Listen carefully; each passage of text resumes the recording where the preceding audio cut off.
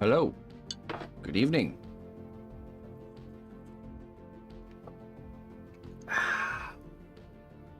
Ladies and gentlemen, it's time to get to work. This evening we'll be painting our mouse guardian character here.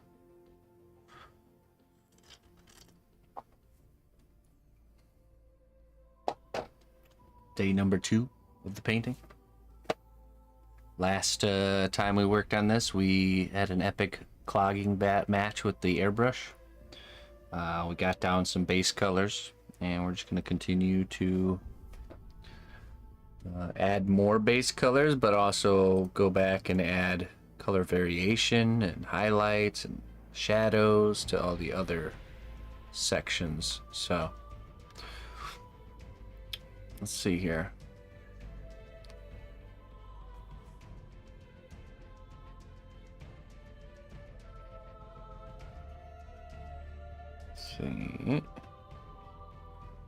So, I have a quick question there, Mr. Jumping Mouse.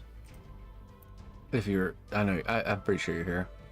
There, in the color reference guides for the fur, there's kind of 2 variations. Are you the one with the more of like the tans and the khaki color with the gray? Is that the one? Or do I get to choose between that or the brown version, the browner version, as far as the fur goes? Because I'm contemplating pulling the airbrush back out and possibly working in some browns. I was going for more of that khaki tan version with the grays, but I'm just wondering what your thoughts are as far as the color goes. Closer to the darker one, okay. Yeah, because I think we'll pull the airbrush back out and work in some of the browns. Yeah, light brown. Maybe go back to that driftwood brown color and work some of that in there. Okay, good.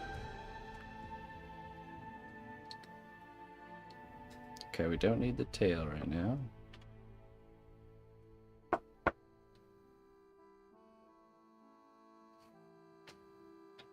Oh yeah.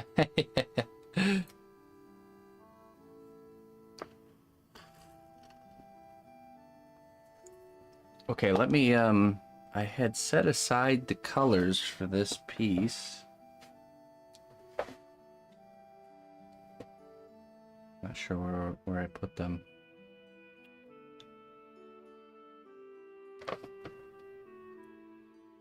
Where did I put them in? I put them in a basket or a tote or something. Hold on.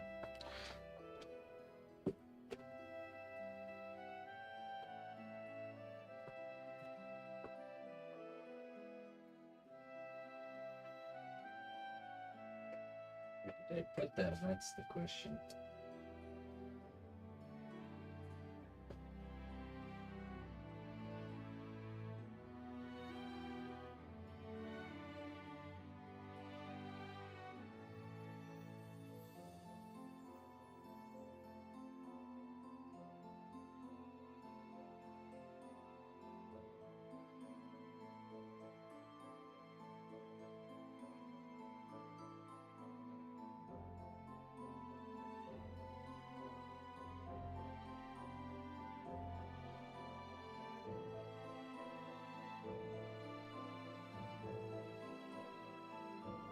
Yeah, I put them in this here bucket.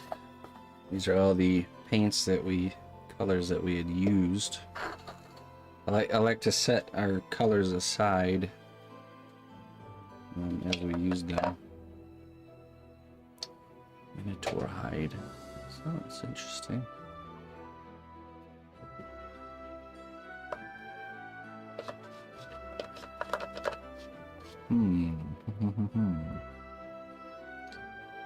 And then walnut brown.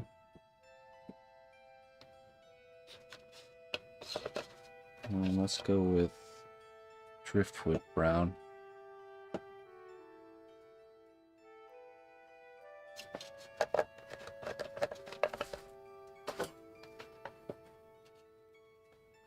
What's up, country guy? Francis is here. Hello, Francis. It's red. Okay, we need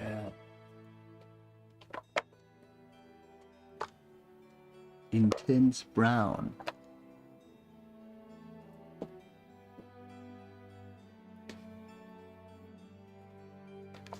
Didn't I also streamed on Twitch? Oh, yeah, hey, thanks for the raid. I appreciate that. Yeah, I started on Twitch. I only recently started multi-streaming onto other platforms. Oh, mostly because it wasn't allowed until just recently. Tanned leather, that might be a decent color. It's like a golden shadow, or even red skin highlight, golden shadow. Okay. Alright, you know what? Let's mess around with these colors. And get our... And hopefully we don't have to fight the airbrush tonight. But we're gonna go back into the airbrush. And I'd like to hit the fur from a different angle.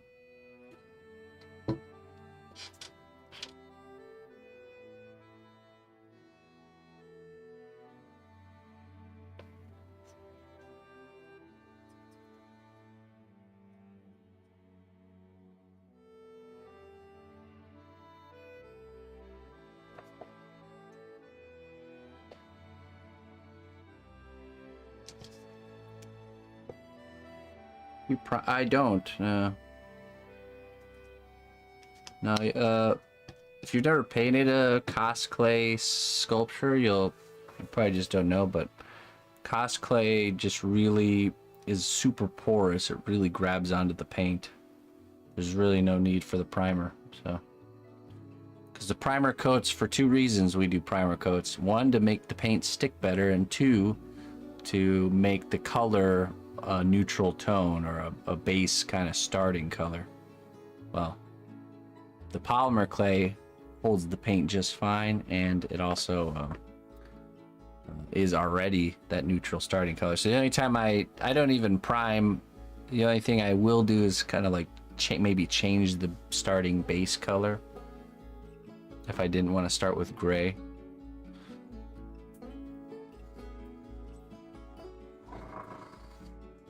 Okay. I think we're in business here. Let's get to work. By clay only? What do you mean? Tonight we're painting a sculpture that we clayed.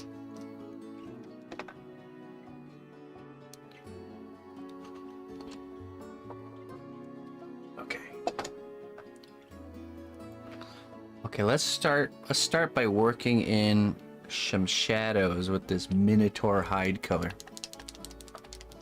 Yeah, no tradition, or I mean, no digital work. I only do traditional work. One of a kind clay sculptures.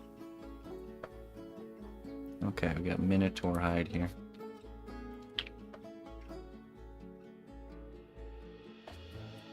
And since it's already a lighter tone, we're gonna start with the darker tones and just try to like work them in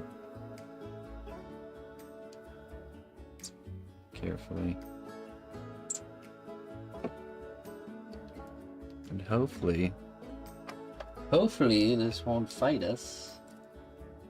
Probably going to, but that's alright. It's part of the process.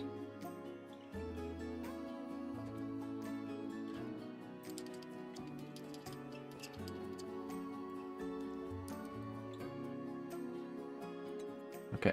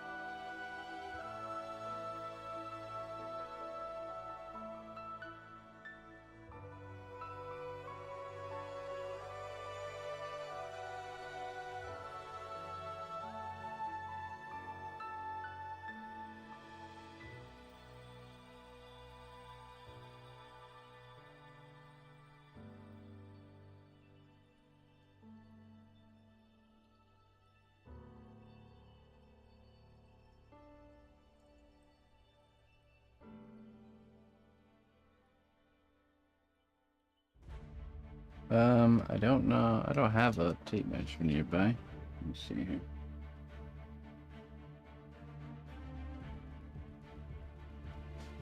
Let me grab one.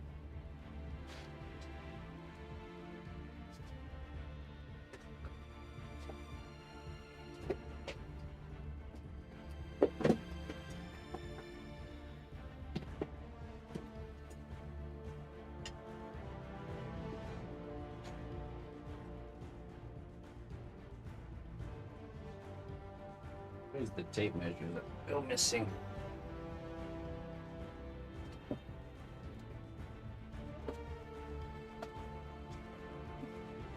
Let's see. I have a square instead. It's about 6.5 inches, the character.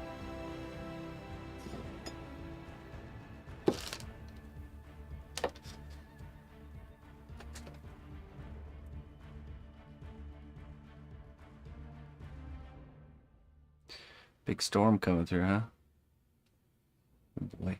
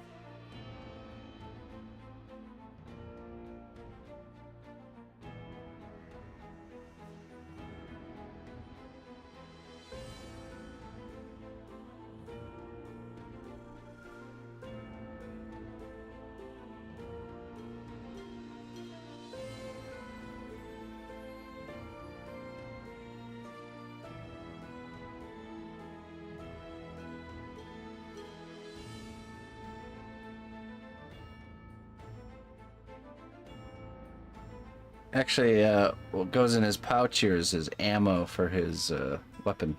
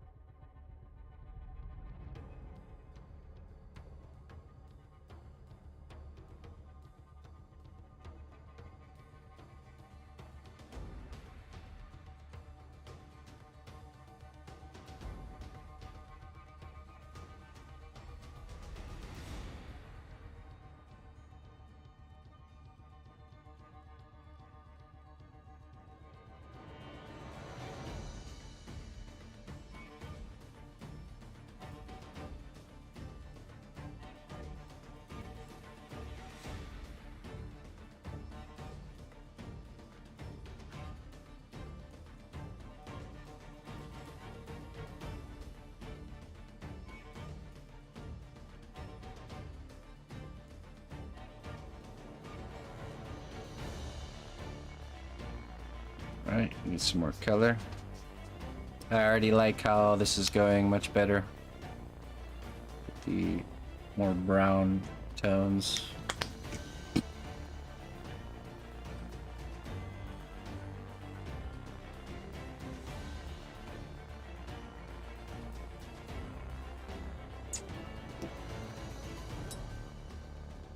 Hello, Shelly. What's up, Clayton? Hello, Neo Blade.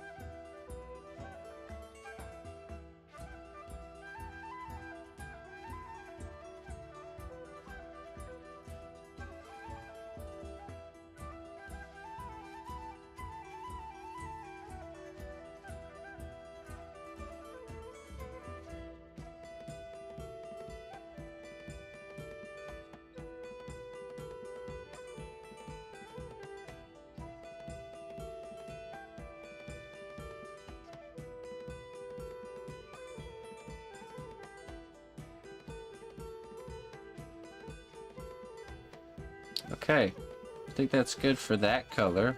Let's switch to a lighter brown.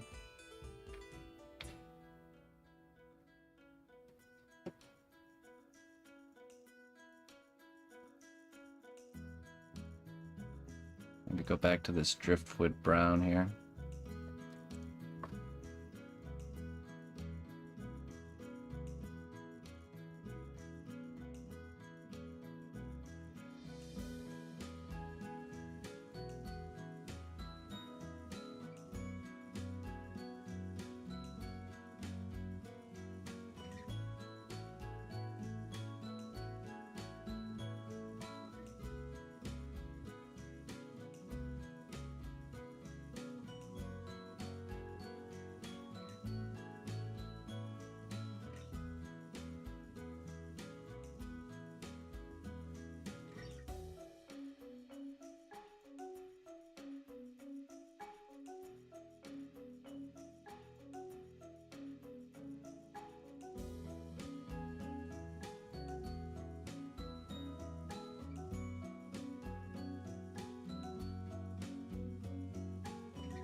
Oh, oops. I was saying that I like the warmer tones better instead of the more of tan yellows. But it just took some time to really let it sit there and look at it for a while and let it marinate before I was like, yeah, it's just not, this color tone's not jiving with me. So you get, sometimes you get tunnel visioned on a certain idea or a certain piece of reference that you just forget to take a step back and look at it as a whole, you know, and you're just focused on making it look like this, when it's like, well, let's make it look good. How about that? You know, doesn't matter what it looks like specifically. Let's just make it look good.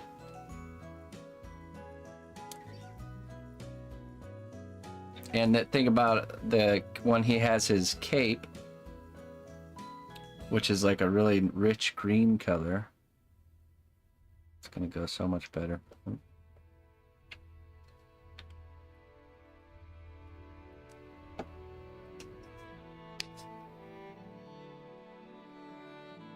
Okay.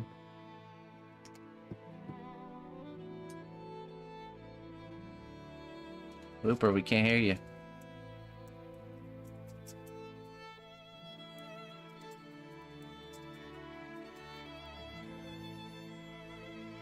First time you see me paint? Yeah, well, a lot of the paint work gets taken care of by my better half, but we're now entering a stage where a lot of projects are finishing at the same time, so old cnotbusch can get his hands dirty with some paint again, so.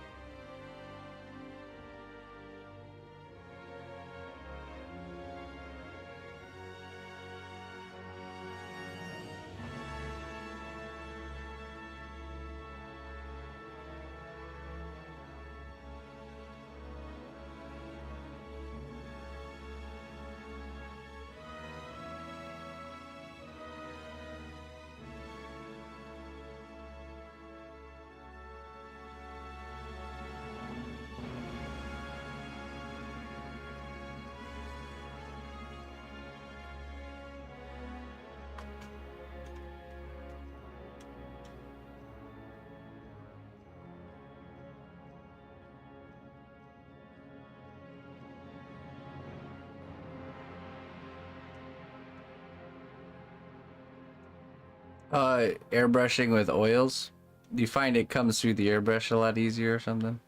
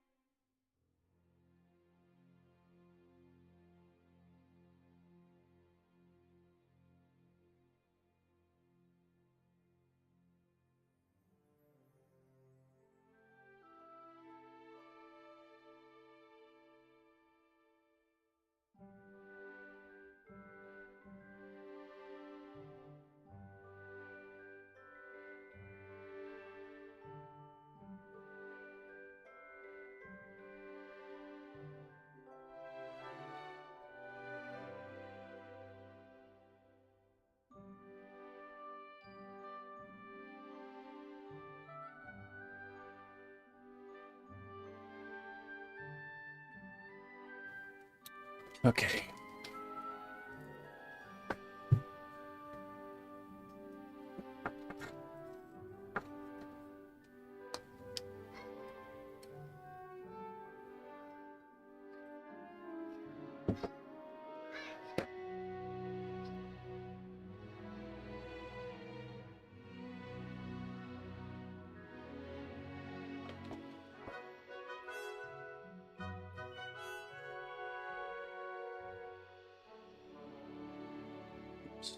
Spilling paint everywhere.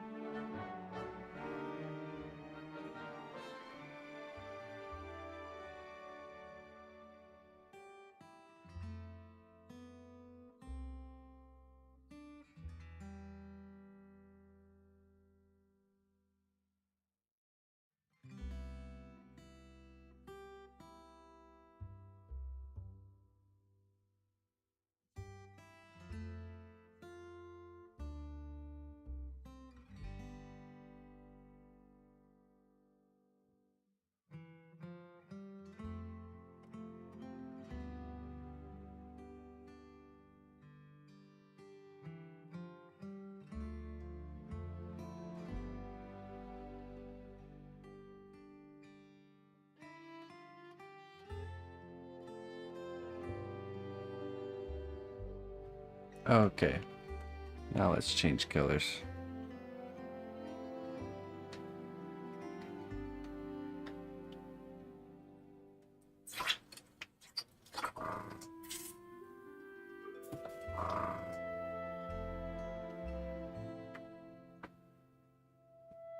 I bet Looper could paint a wall really well.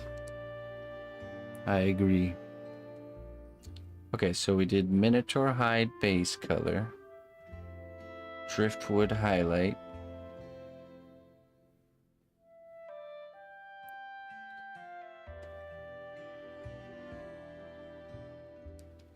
Maybe bright skin highlight. Might be too yellow though.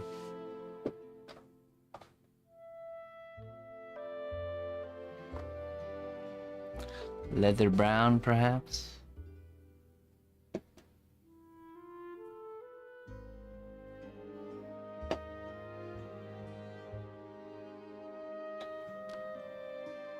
Tanned leather. I'll do tanned leather. Tanned leather, then... I need like an off-white. Where's the bucket?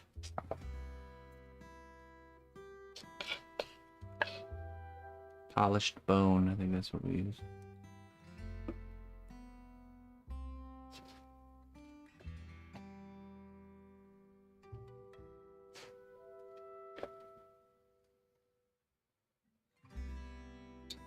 Okay, tanned leather next.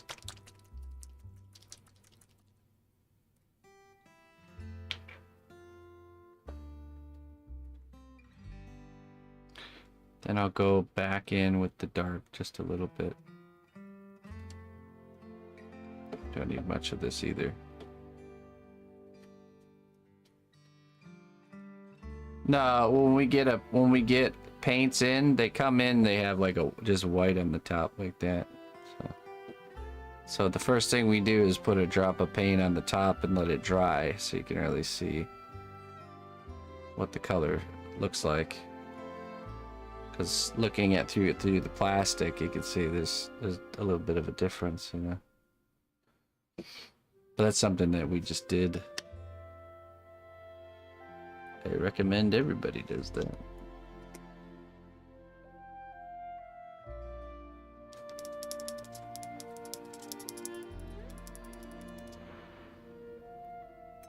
Okay.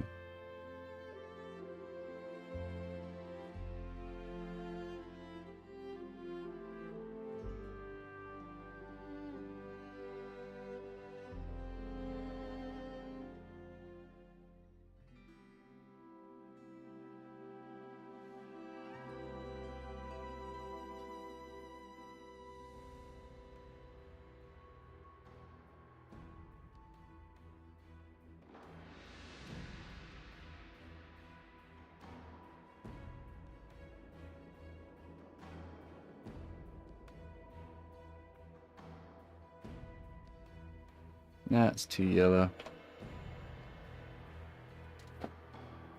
Not the right color.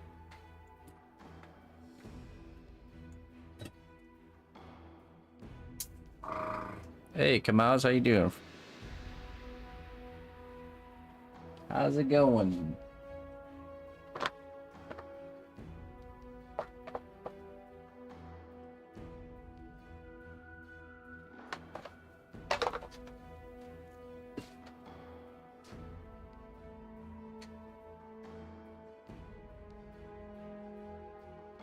Let's go in with the polished bone here.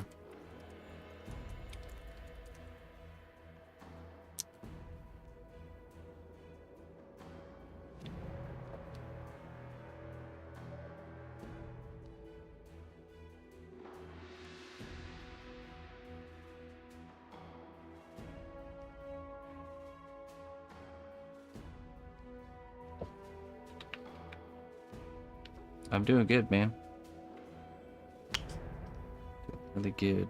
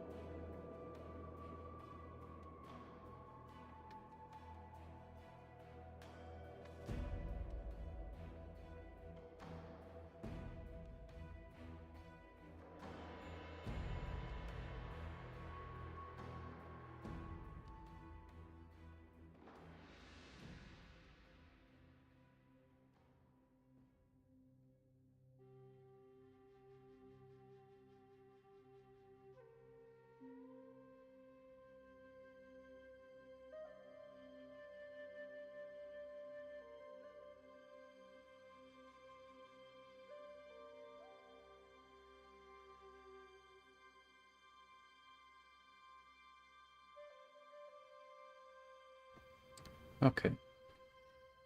Just a little bit of that. Now we go back to the Minotaur hide. Push back some of the shadows.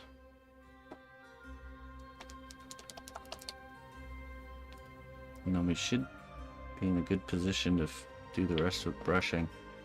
So I'm tempted to try to work in some black.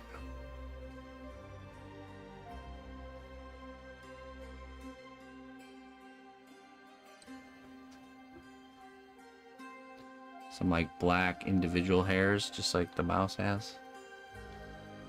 But it could also be too distracting, so we gotta be careful. We have to proceed with caution.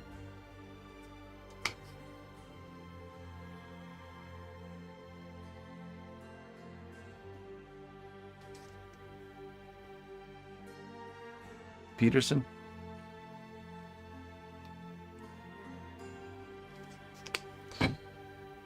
Well, like a voice chat with the Mr. Petersen? David Petersen? In Discord? That's pretty cool. Does he do like a call-in show?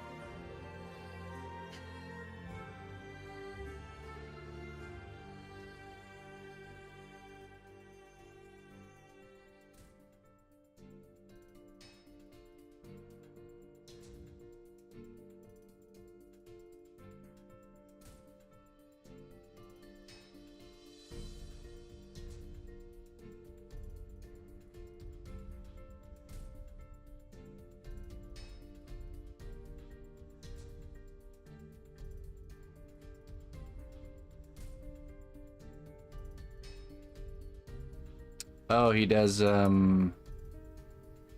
just hangs out in the Discord? In the voice channels?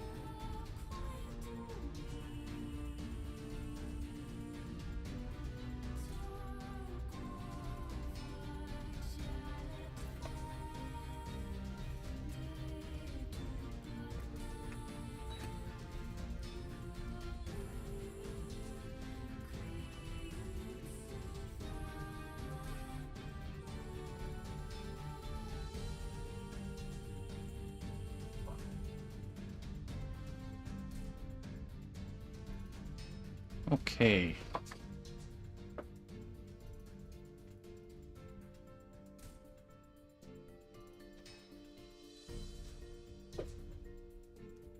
I think I've definitely worked in enough color variation here.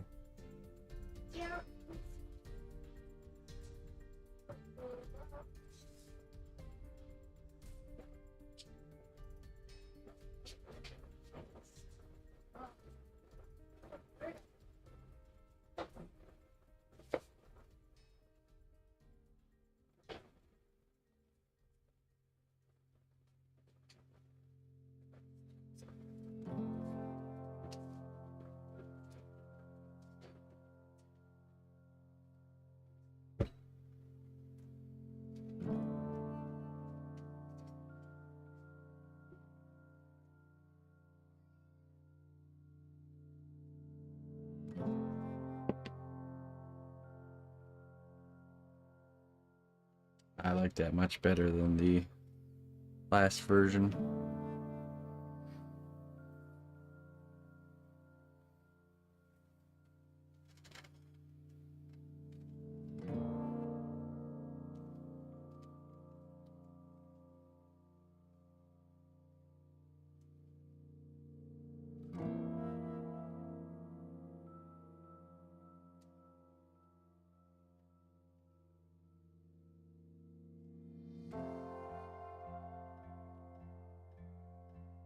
Okay. Let's switch back to the brush then.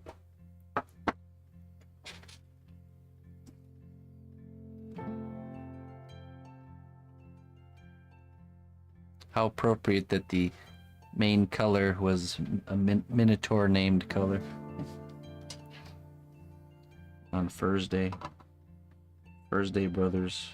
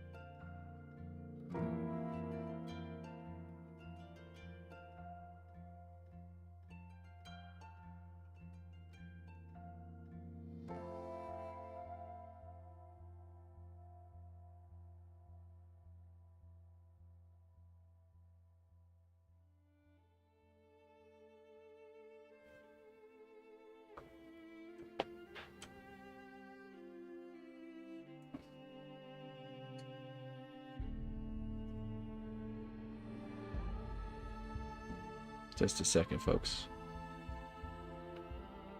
We might be doing some highlighting on the belly region. Just making it look more like how a mouse's belly is.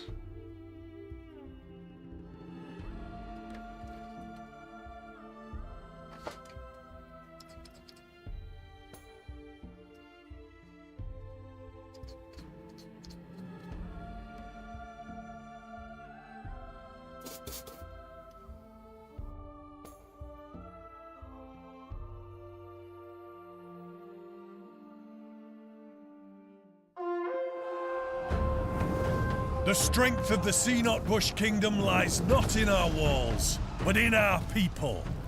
March to war.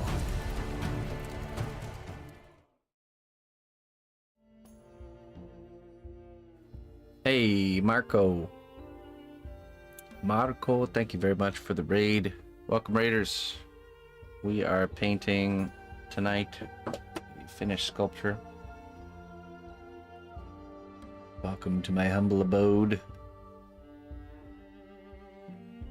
This is the piece here. We're working on doing the fur paint job here.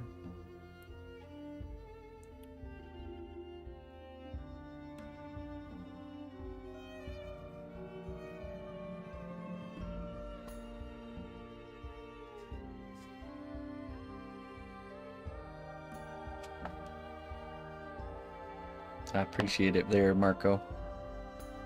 Thanks for sending your people here. What were you up to? What did you have going today? Ooh.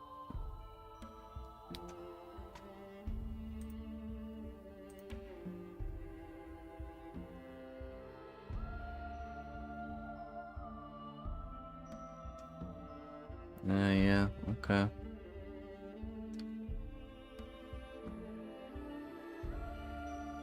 Do a little bit more highlighting.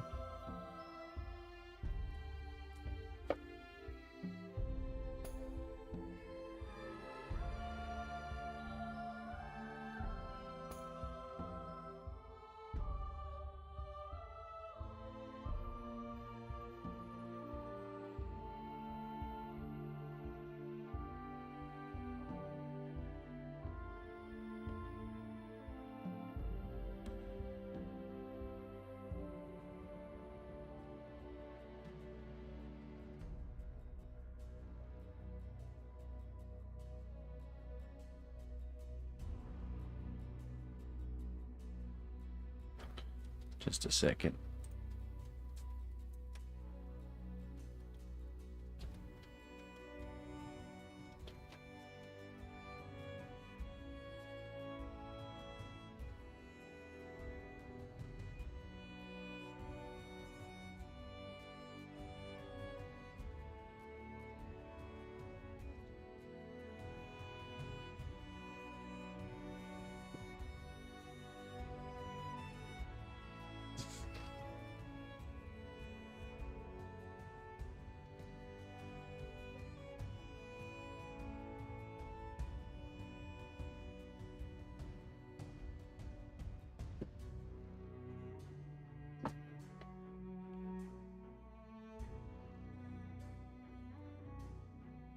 Alright, let's try this highlight and see how it looks. We can always go back.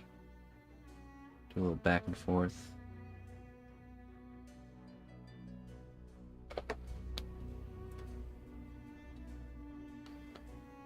From Uruguay. Greetings.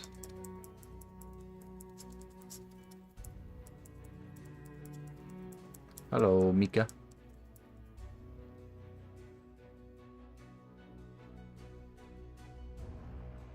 Like that guy from Game of Thrones. Okay.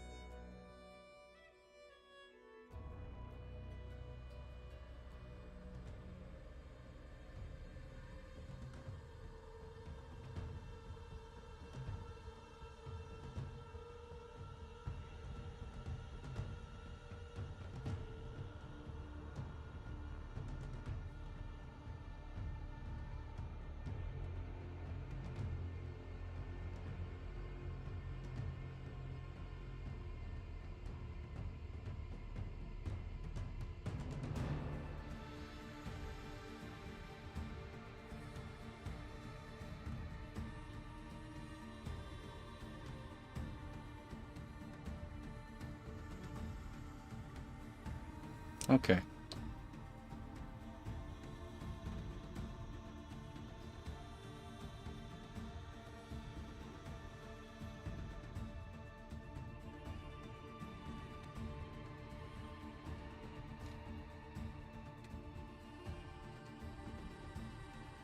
It's a big mouse. That's right.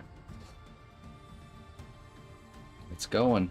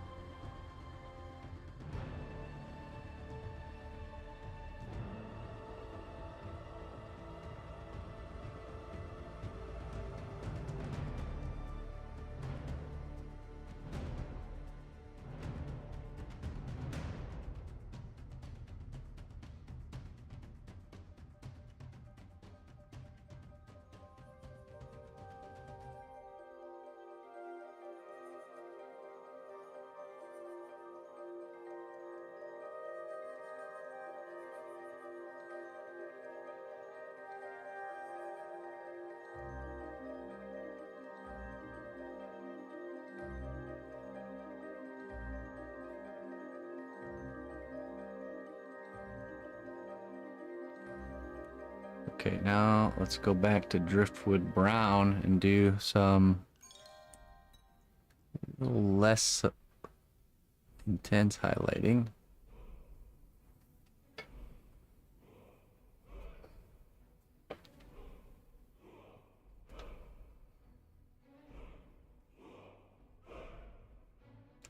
Driftwood Brown. It does, yeah, and it does it effortlessly.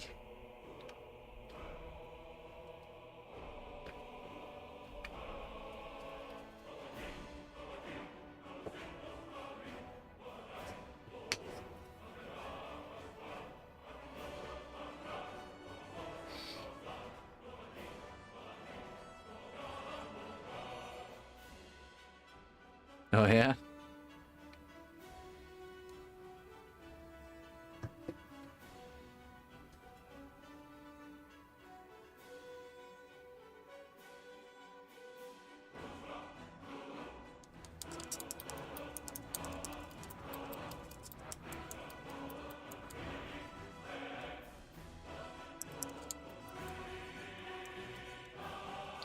Probably because the desk isn't over cluttered like it normally is.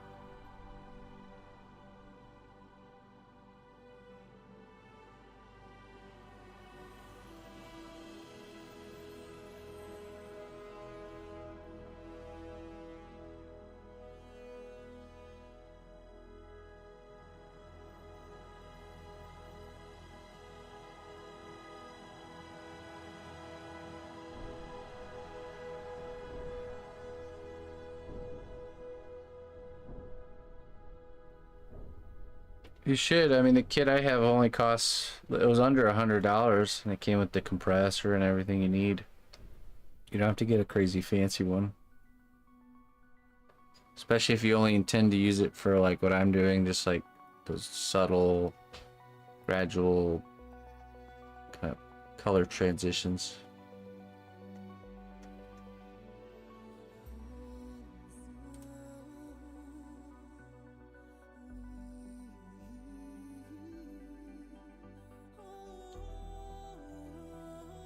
Okay, well, I think that's pretty good.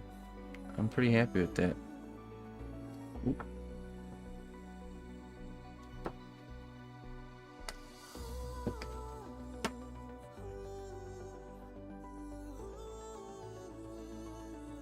A little bit here, hold on.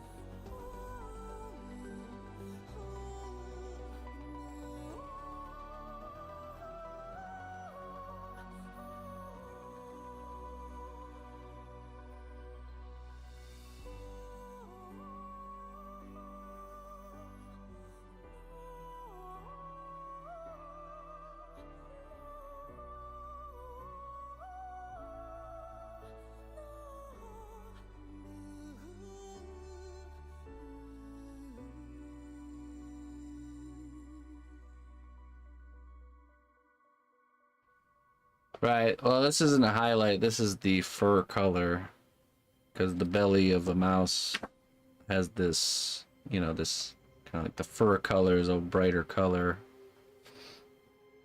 across the underbelly.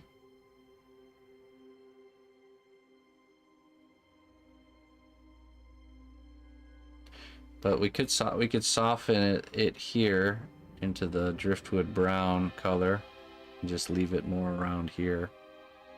Let's see how that looks. So I see what you're saying. It can read like a highlight.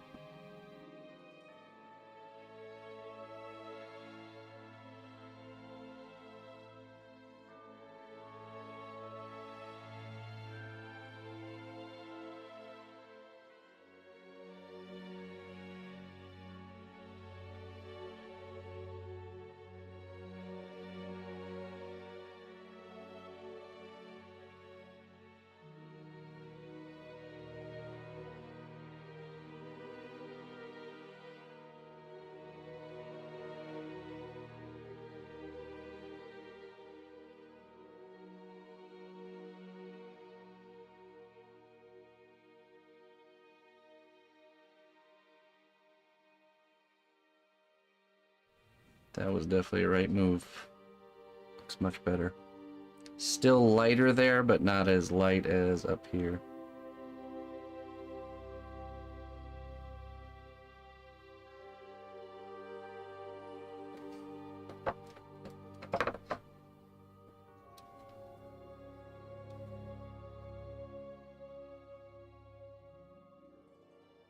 Yeah, right.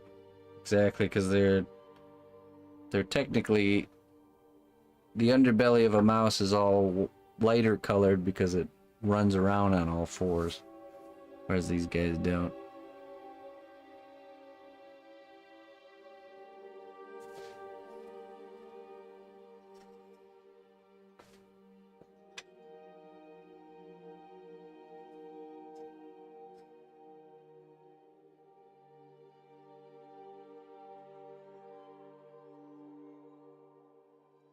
Let me bring the driftwood in just a little bit more.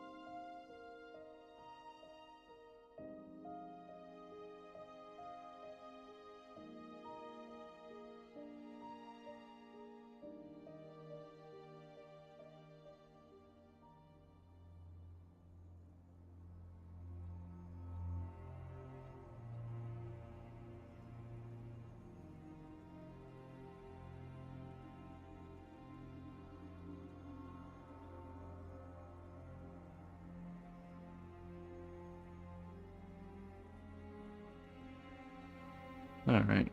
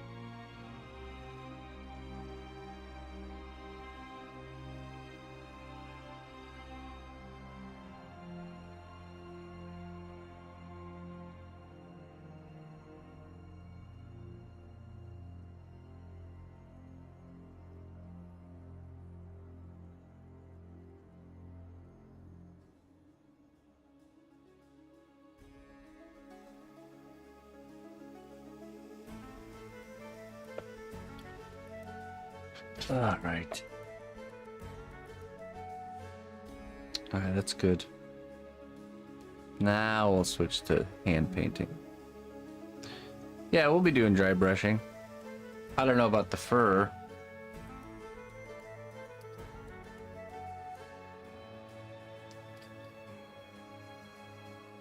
But we'll see. A lot of the best kind of colorings happens by just going over it many times with different layers of different things, so.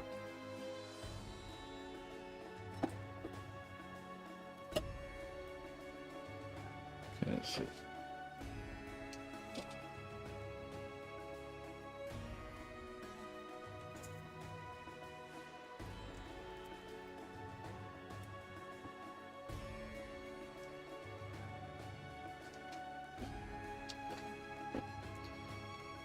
Okay, so now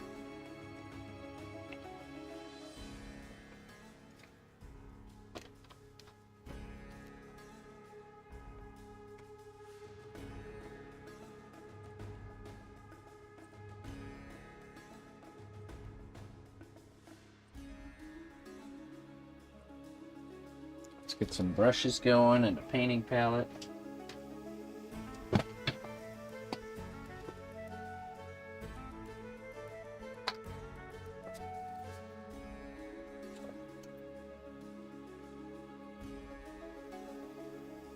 Got our walnut brown for the eye color. We'll go back in with that.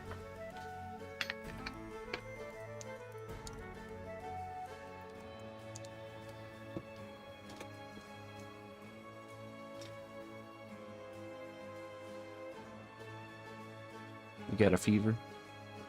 That's a bummer. Fall is on the horizon. 'Tis the season.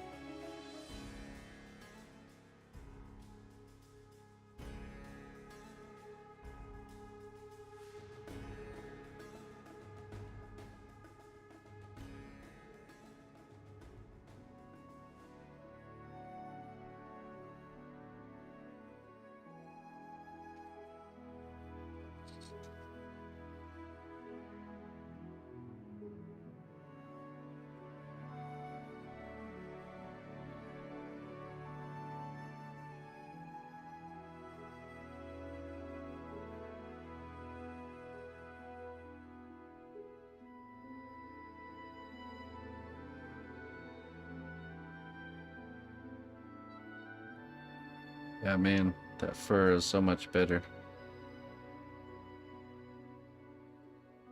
It's funny how the eyes really brings it to life.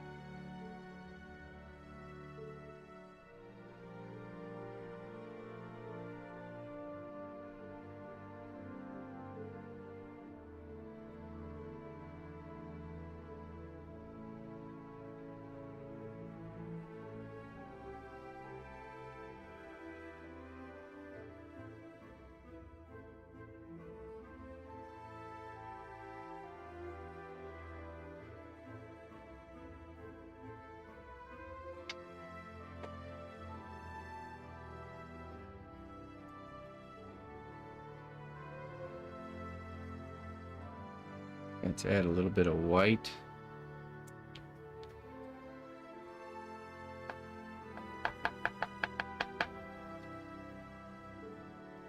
Just gonna use the eye color with some white to create that color around the perimeter of the eye.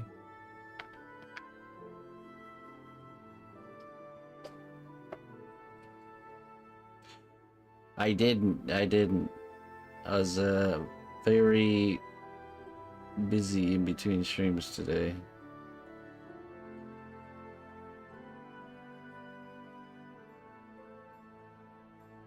It was from one thing to the next, and then before I knew it, it's time to stream again.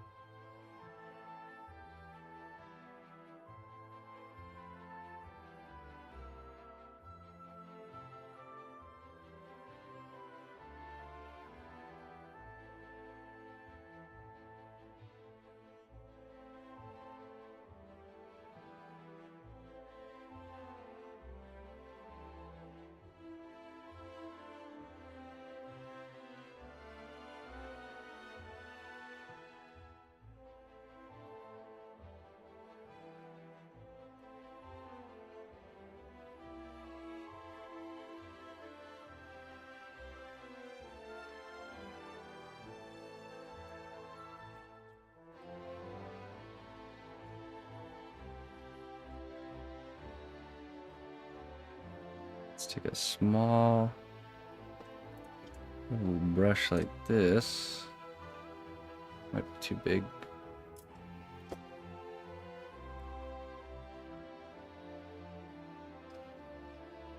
Gonna create a highlight. Yeah, Marco rated me. Andy's correct. All right, we're gonna take some white here.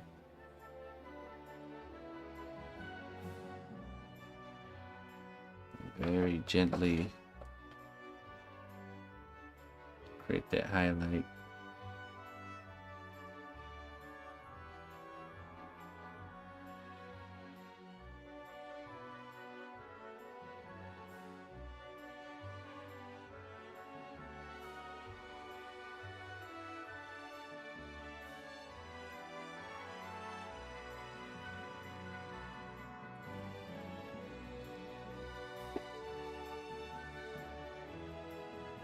And then we go back over with the dark brown.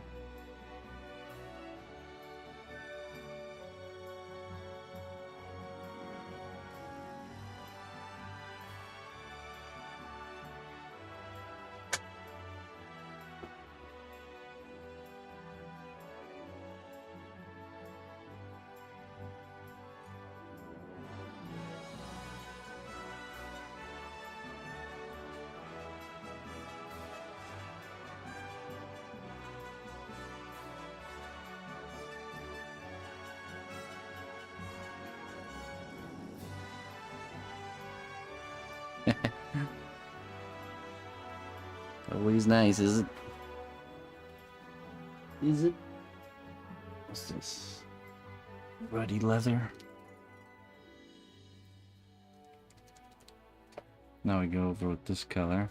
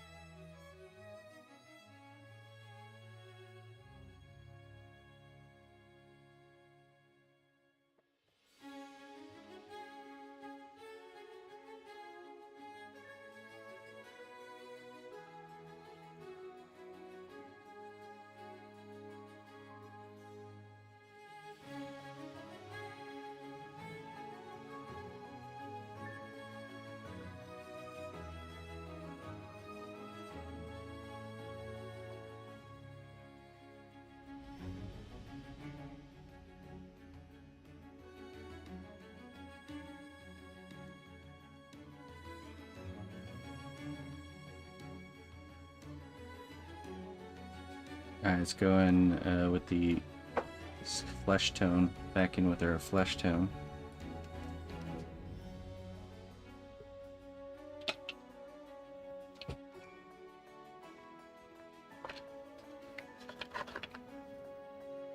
Rosy shadow, I think, is what we used.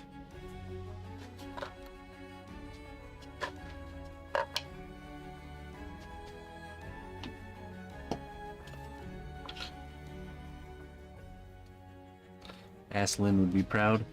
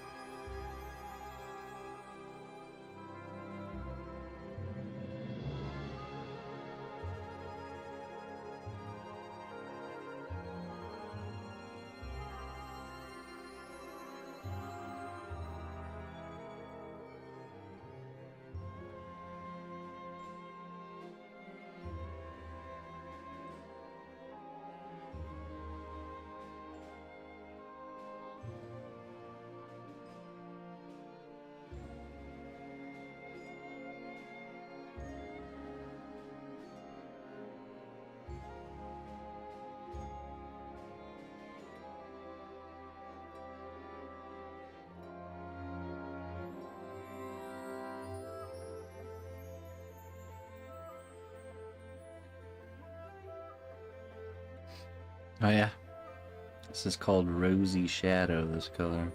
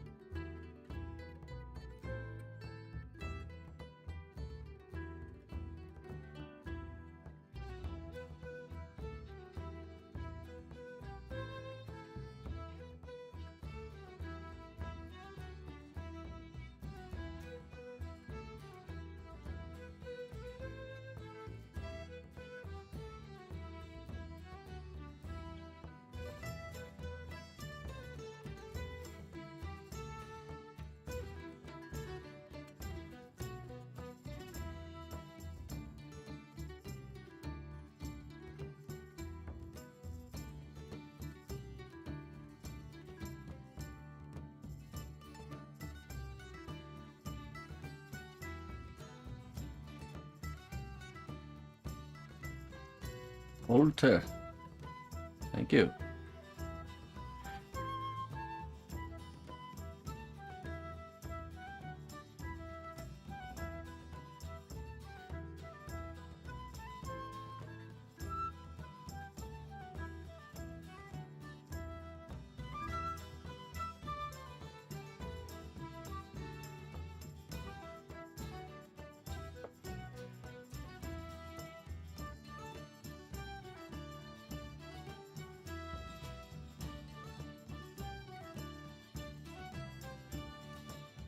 Oh yeah.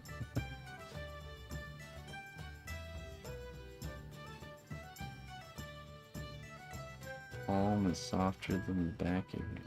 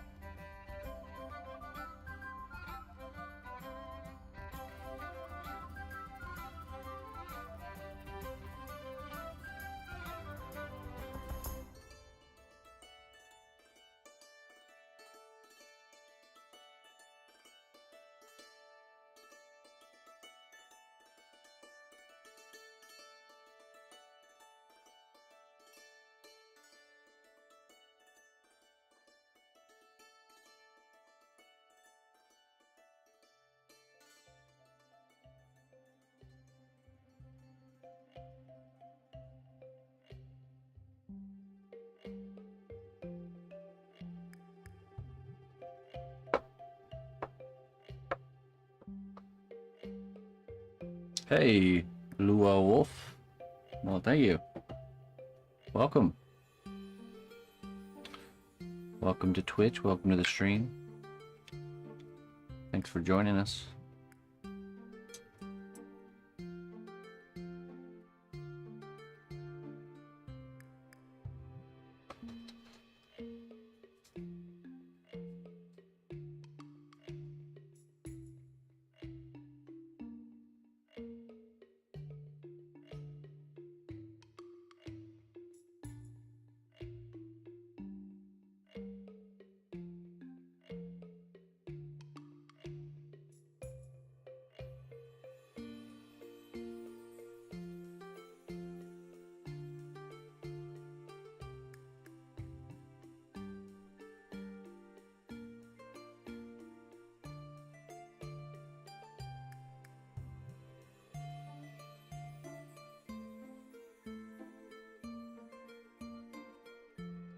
Softness of the face, yeah, really, I really like it too.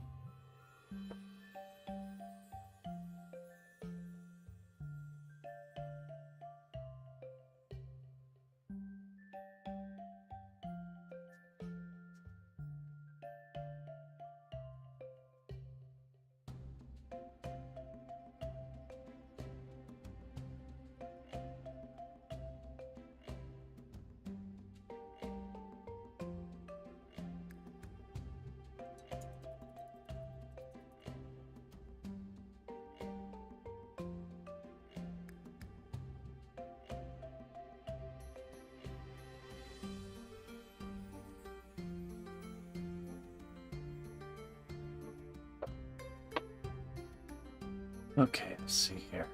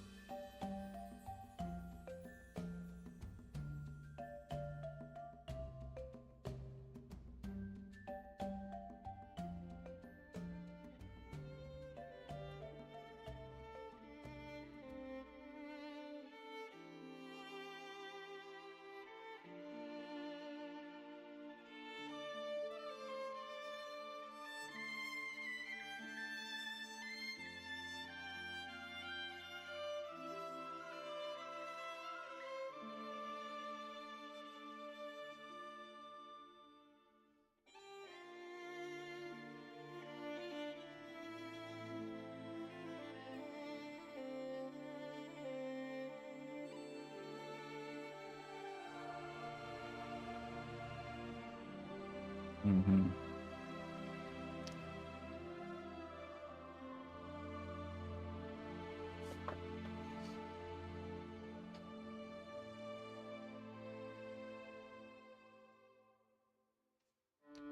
Okay. Let's pick out some colors for the other parts here.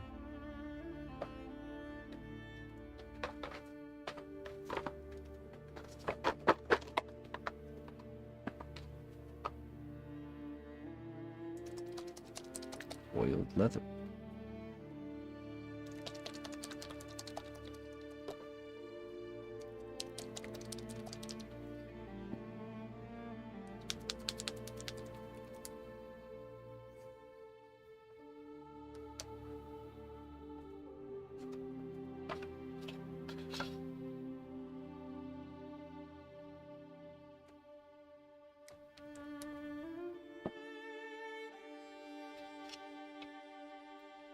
Okay, let's do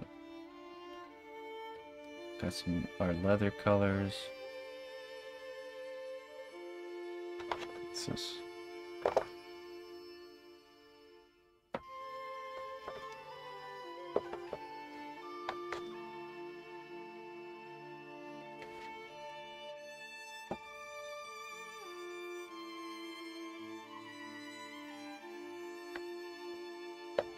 Alright, what's wrong with that? We'll start with this.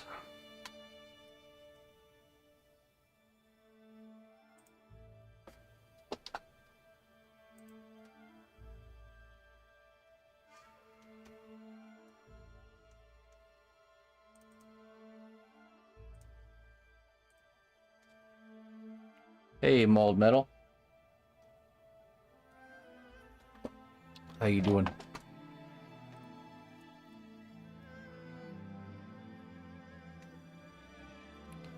Okay, let's use ready leather as a base color for the vest.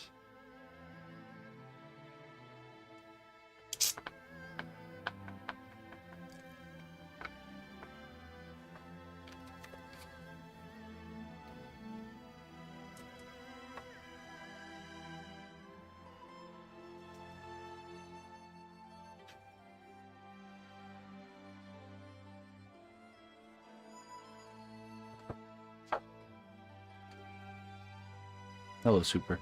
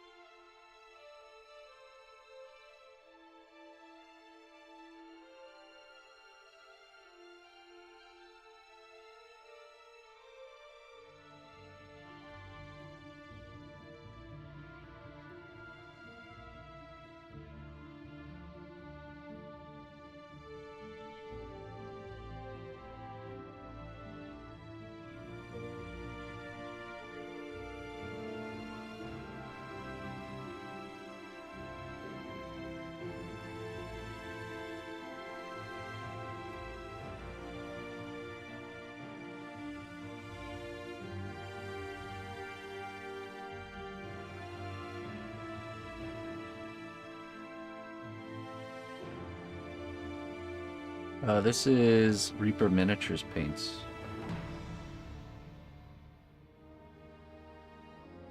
We are big fans of their colors.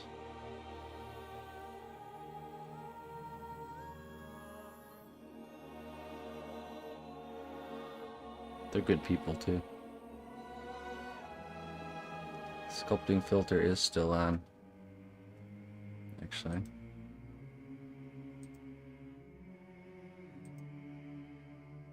That's better. A little bit.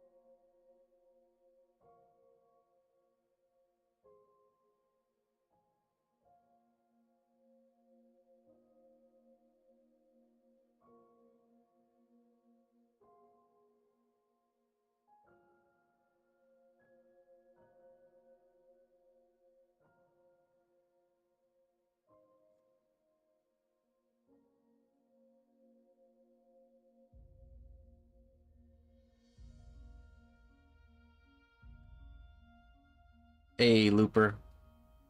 You have a wonderful evening. Tomorrow's Friday. Woot woot. Catch you later.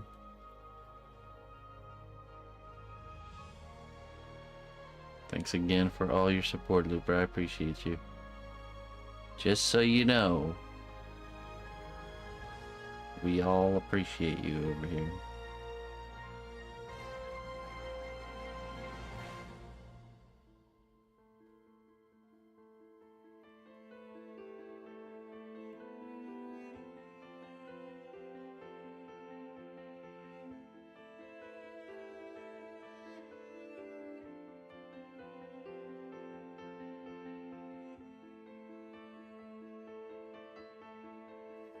She is. She really is.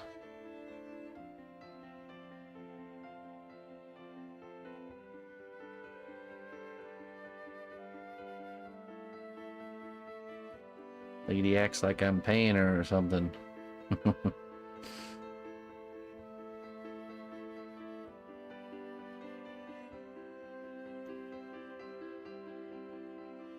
They don't call her Looper for nothing.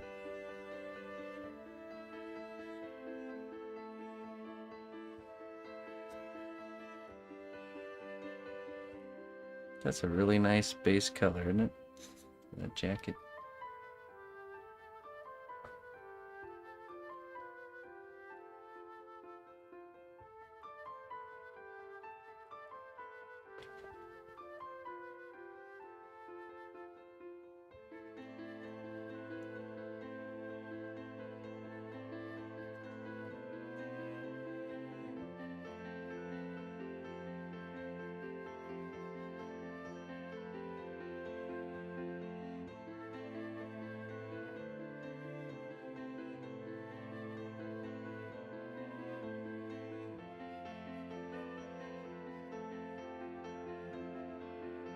I love when I have a brush like this that has a little curl right at the end like that.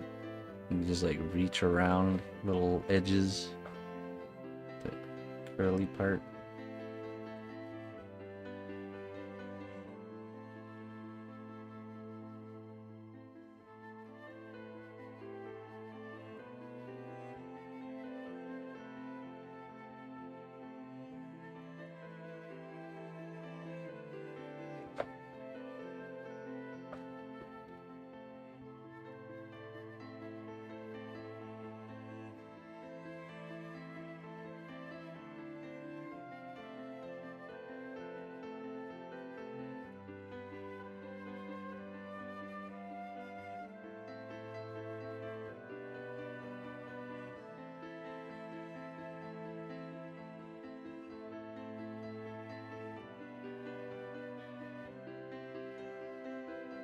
I like it, yeah. When you get these overlapping edges, you run the curl, or it's like curled around the edge, and it's just easier to get the undercuts painted in.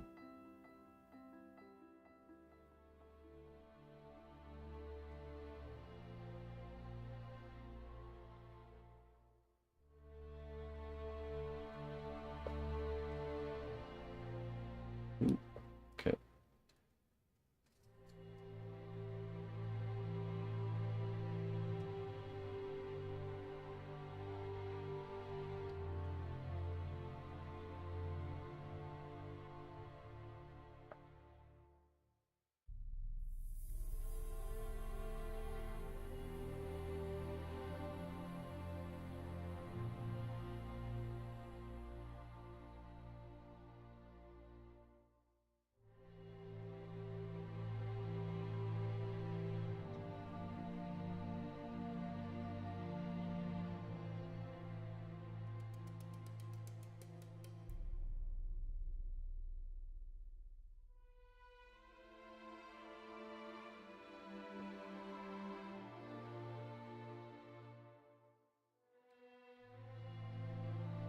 Hey, Traceco. I'll take 10 high quality viewers any day. That's pretty good.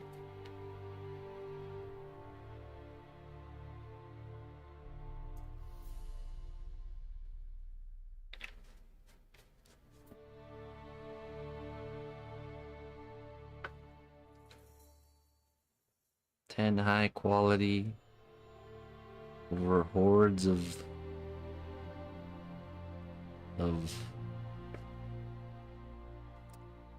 well, I don't want to say bad things about anybody, but hordes of hordes.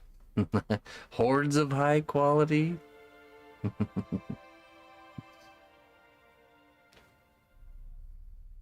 That's quite all right.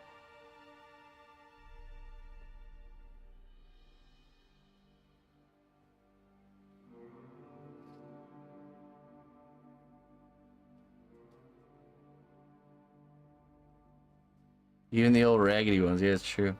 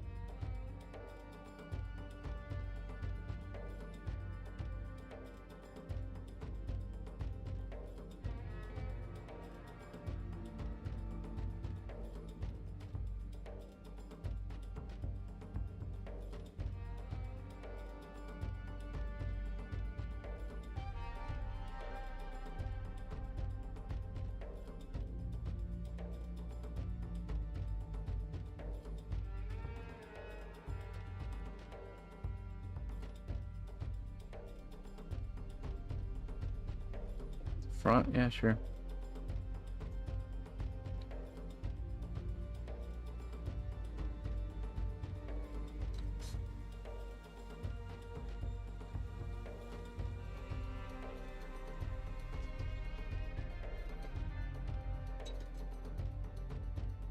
Sure.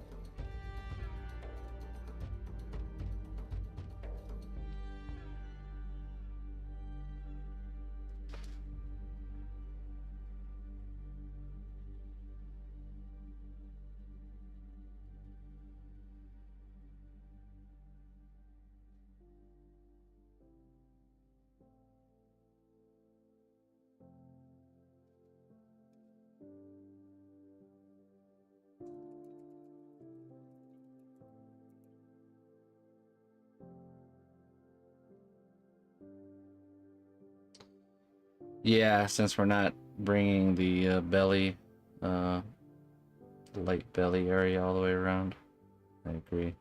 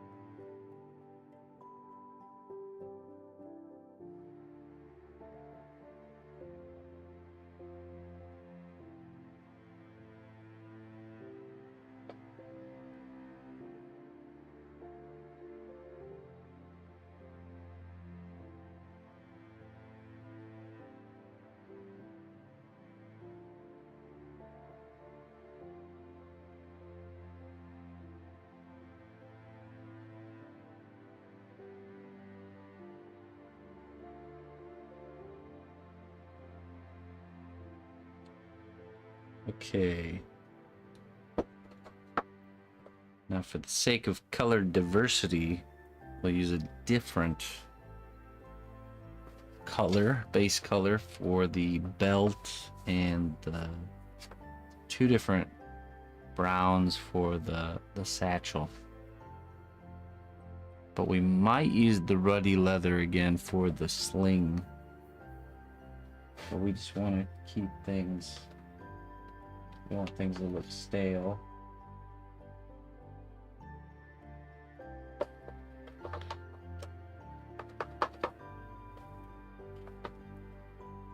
Some different browns here. Mahogany brown is too red, I think.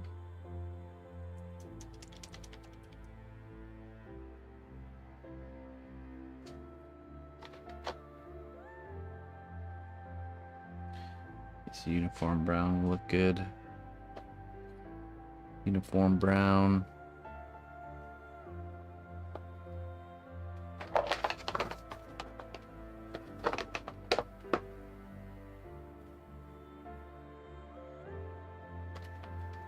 Olive skin shadow. Okay, let's see.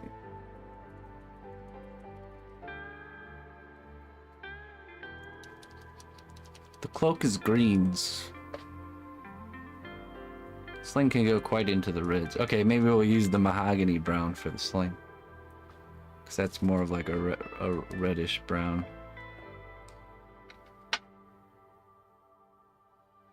Okay. Olive skin shadow. I think I'd like the ammo bag to be this color.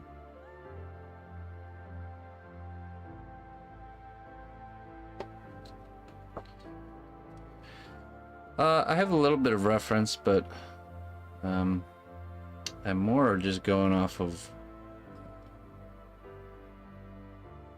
I have an illustrated reference, and then I also have some words from the client, some specifications.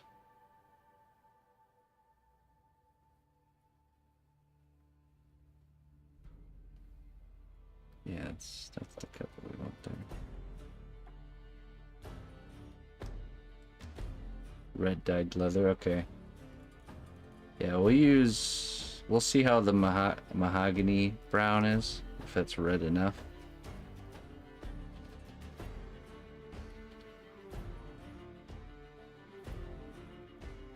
Should be. So I also don't want it to be too red, because then it'll really, everyone can't help but to stare at just the red sling the whole time.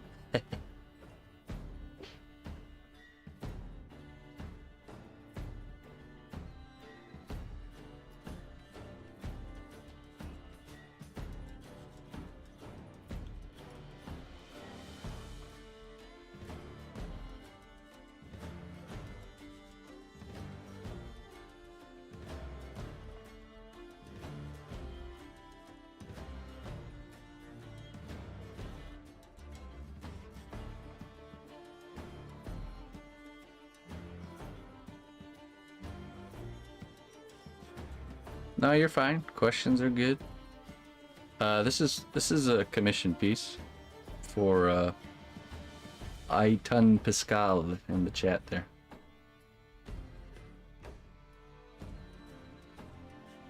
AKA Jumping Mouse.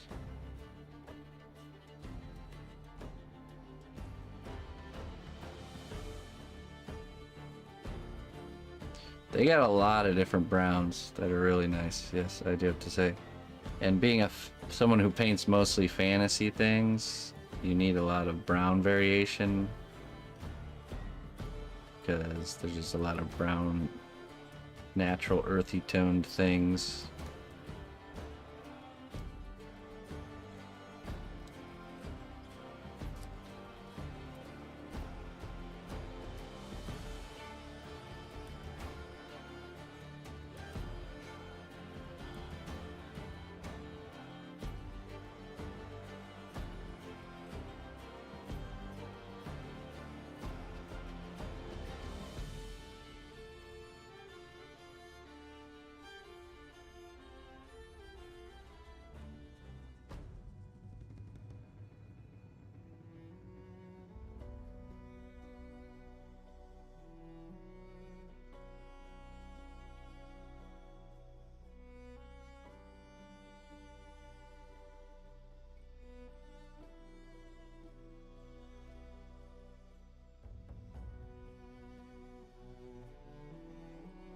Okay.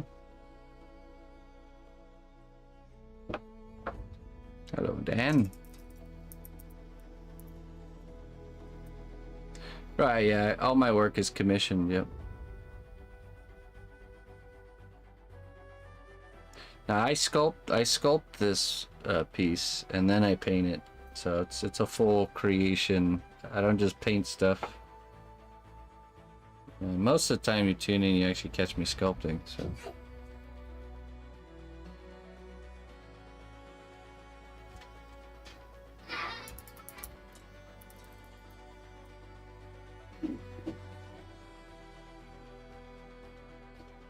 You came for no Patyon. Well, who is no Patyon?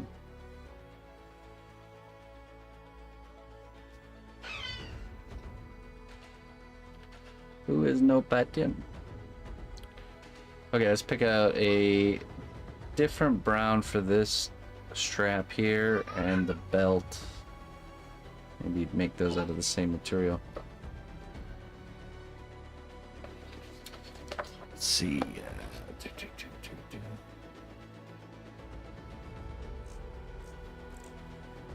Tempted to use the Minotaur hide color. Oh, what's this one? Oiled leather.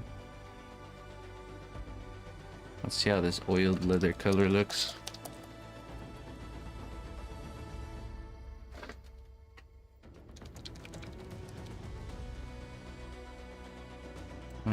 Actually, you know what? That's too bright. I like starting leather with a little bit of a darker color. Let's use this intense brown.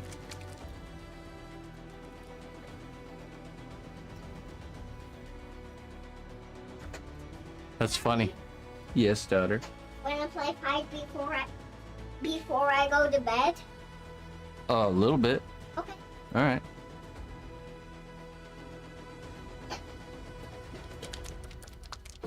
Daddy said you wanted to play. I'll be right back, folks. I won't be too long, don't worry. I'll dive in. Be right back. You know?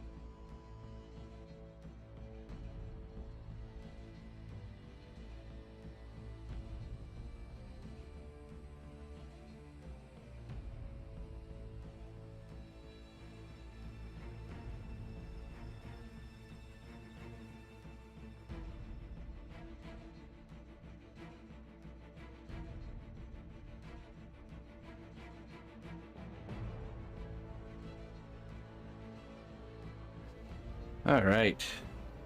Thanks for waiting, everybody.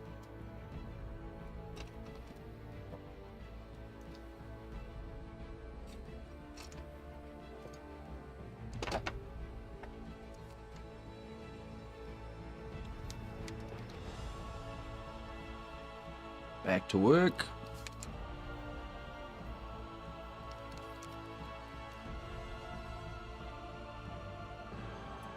Chicken samosas. I can eat every one of them. What's a chicken samosas? Never heard of that.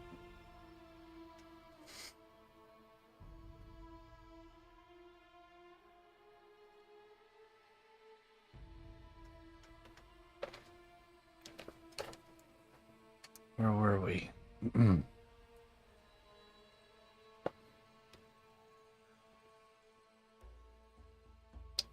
Intense brown.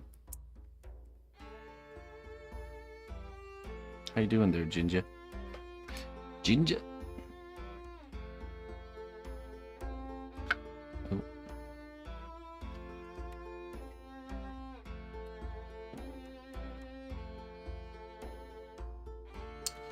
Indian fried pastry dumplings. Oh yeah, yeah. Okay, I've had those. There's a gal at the farmers market I go to that sells them. The ones I get usually are spicy, pretty spicy. Good stuff, man. I would eat them all as well, personally. Hey, what's up, Fenrir? How you doing? Gonna see how this.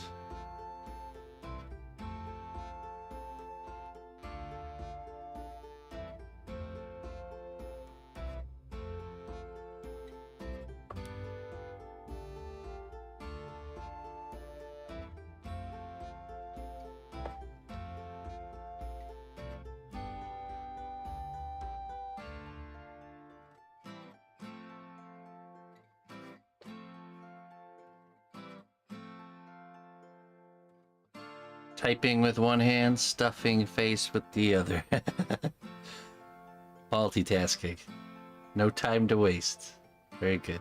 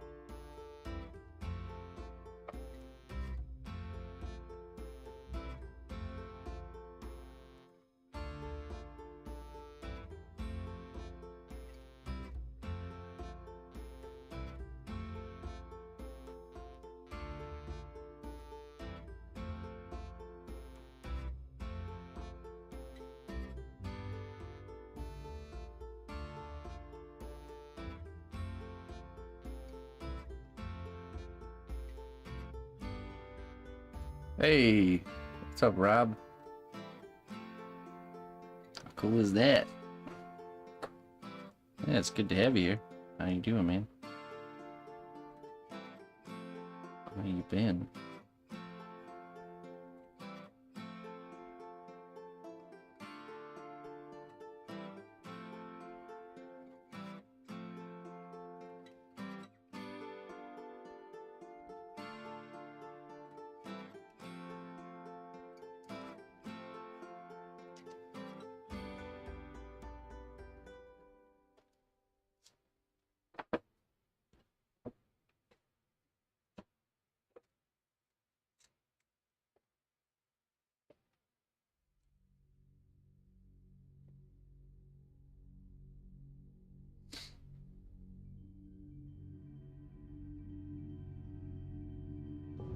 Go home from work. You've probably been there long enough. You're pretty settled in. How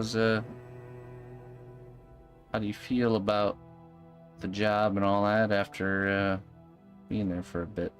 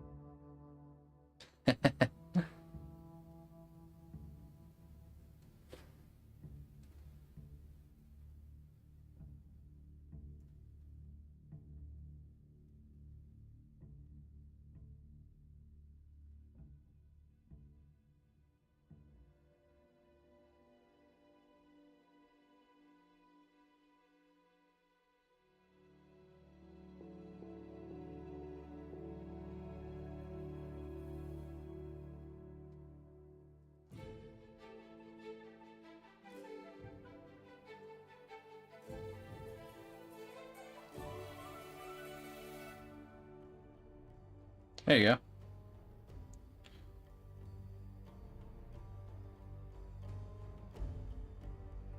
Learning the ropes.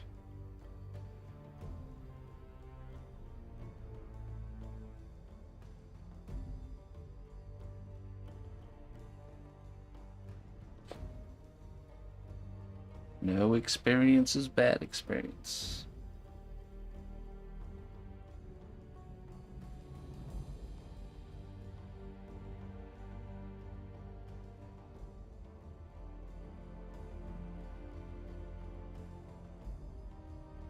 Hey, that's awesome.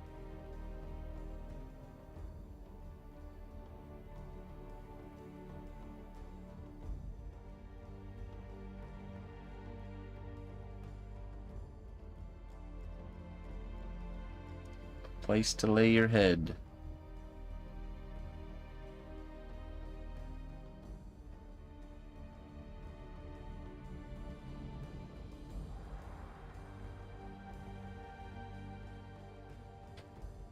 It's crazy the cost of living difference depending on where you live.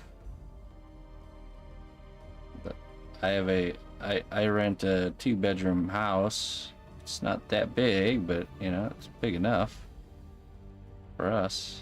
800 square feet. And we have a huge yard, and that costs $800 a month. And that's technically high for this area.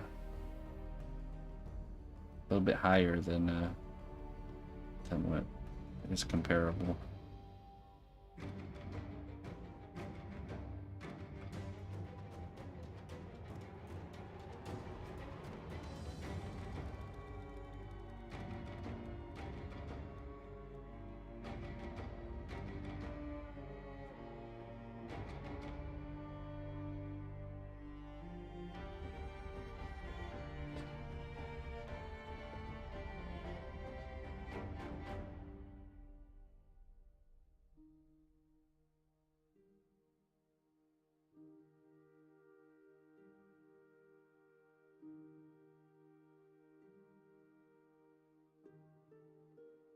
Yeah.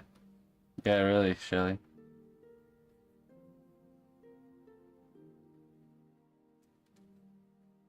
Yeah, that's rough, man. That's what I hear. Just crazy how wherever you...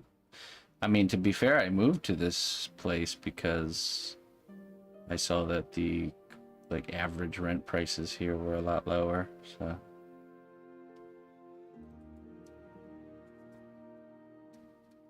What's up, Lucky? Sometimes we're skirting by paying that $800 a month. I can't even imagine doing anything more.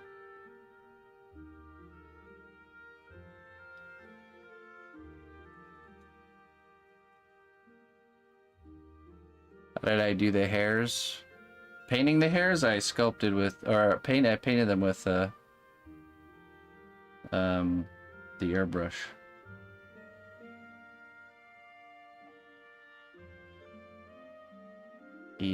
Airbrush.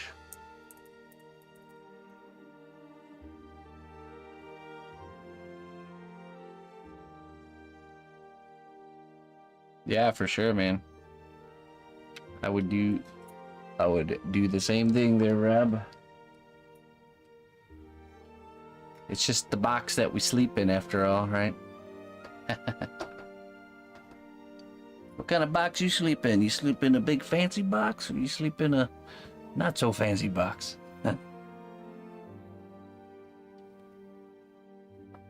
That's a really nice sleeping box you got there, buddy.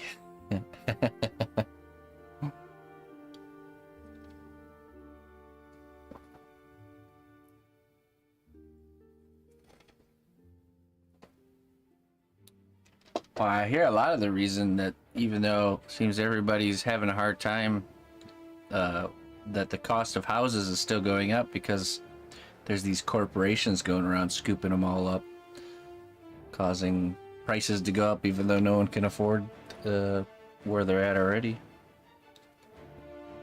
I even overheard some garage sale talk. I was in this nicer area, browsing around a garage sale, and there was this couple that just moved into that neighborhood that was also browsing the garage sale, talking to the person whose garage sale it was, and they were talking about that the people that were selling were refusing to sell to any corporation and trying to sell to a family, you know, trying to move into a nice area. It's like, man, well, now it makes sense, because I used to be like, why is it getting harder for everyone to make it, and yet the cost of houses is going up? It makes no sense. Never made sense to me. It's like, well, it's because they're driving it up by buying it all up. Now it makes sense.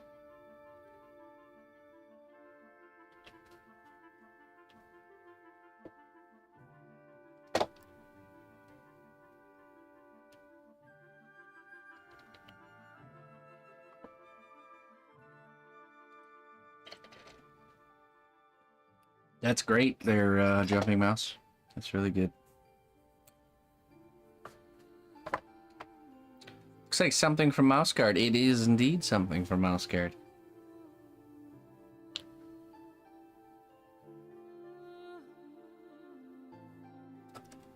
I actually have a... I don't think it'll be Caps Fenrir. I actually think it'll be Seeds. I got tobacco seeds, I got hops seeds, I got all kinds of seeds. Beans. What do you need?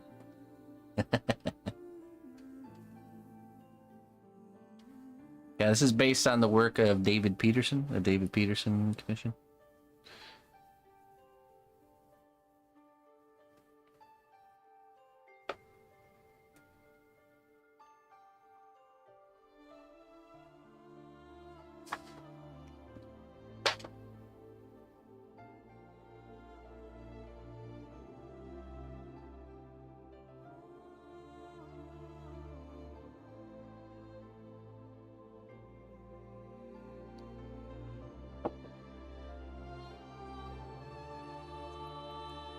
Seed dealer.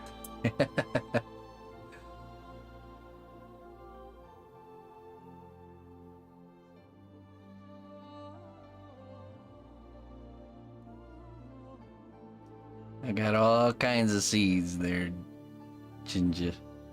All kinds of seeds. Broom corn. Oh, you guys want to see? Yeah. So, I grew something called broom corn this year, and it's a weird kind of corn that grows like 12 feet tall, and up at the top.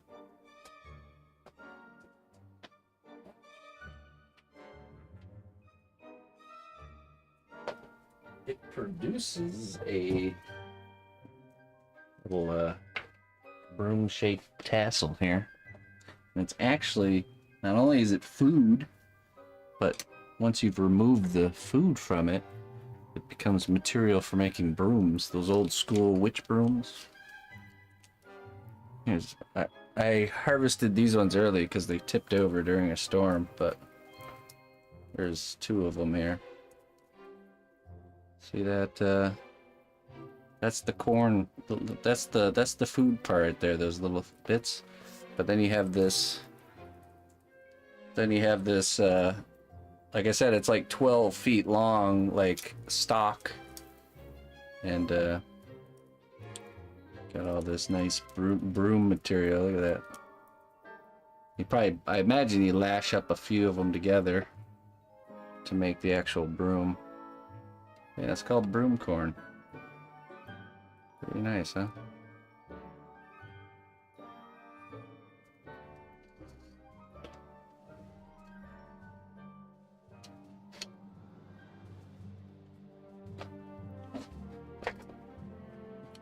We're growing.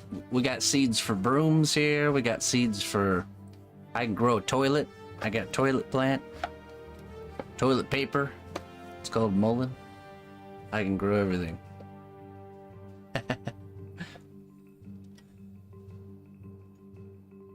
You need a chair? I got a chair tree. Grows chairs.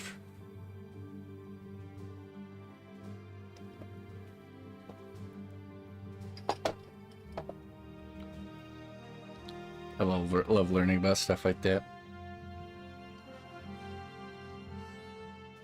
Yeah, there's no cob. There's no cob that grows on that corn. Okay, what's our next color here? What do we got going on?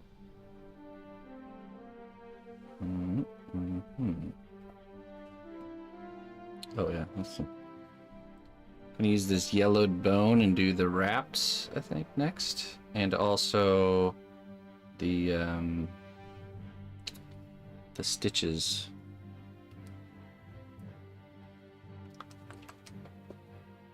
A Ron Swanson chair tree. A lava tree. Oh yeah, got it. Toilet paper tree. Now, mullein is called cowboy's toilet paper because it makes these really big, sturdy leaves that are really soft, actually, like extremely soft, very velvety.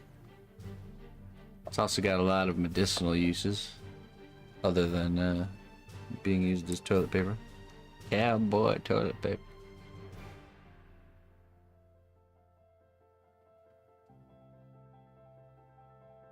The cape will be greens.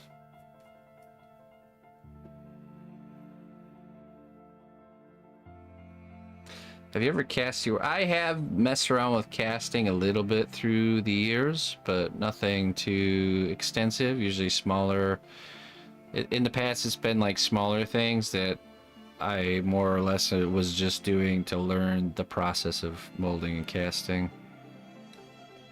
But ultimately, I just got to the point of deciding that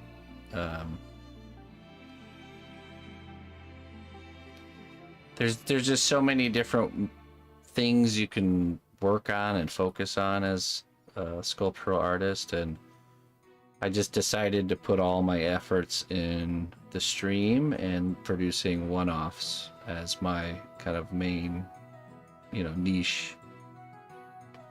So I don't really mess around with that because I'm just kind of focused on other things.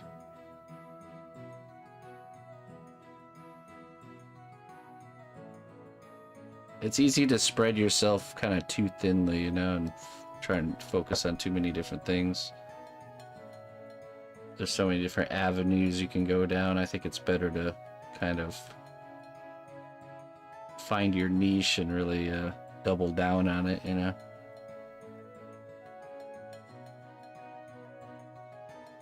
Mine just happens to be one-offs, one-of-a-kind original pieces.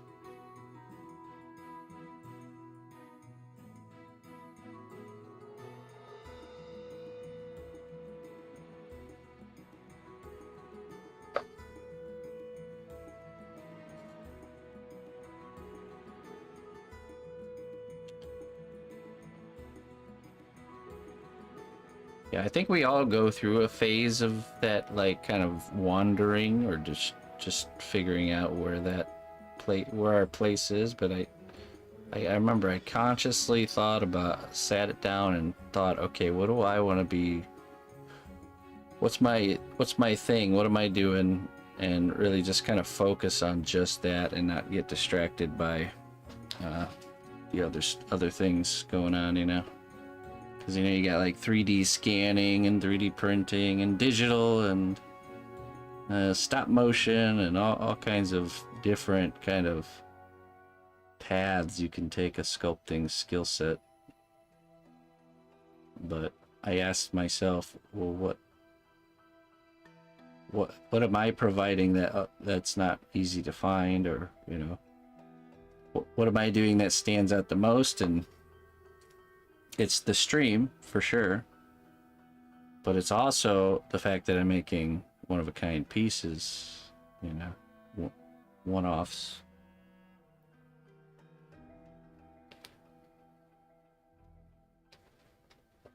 Which, I mean, if you think about it, it'd be you could probably guys be less wanting to watch the stream if I was making molds and casting them and then sitting here and painting the same thing like 20 times, you know, or it's just, it would change the content of what I do, because I'd have to do, my stream time is my work time, so I'd have to do it on stream.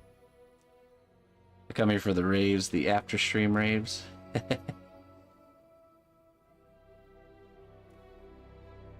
Pretty sure that's called Warhammer. I mean, I personally don't want to do that either. You know, I'd rather do something new every time I start something. It's something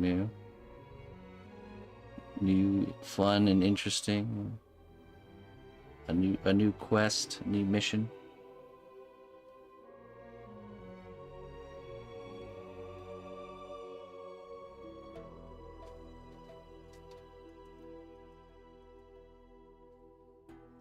Right. Well, like, say, for example,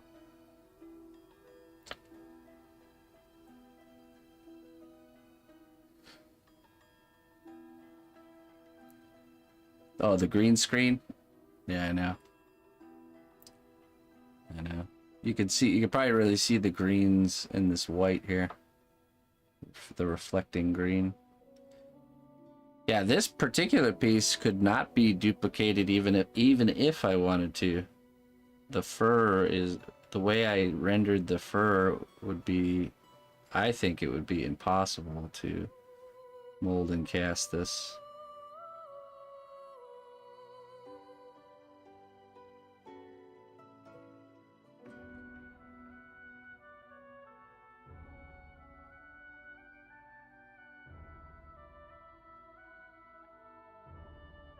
You know, I'm just going to go over these hairs and then I'll go back over them with that driftwood brown.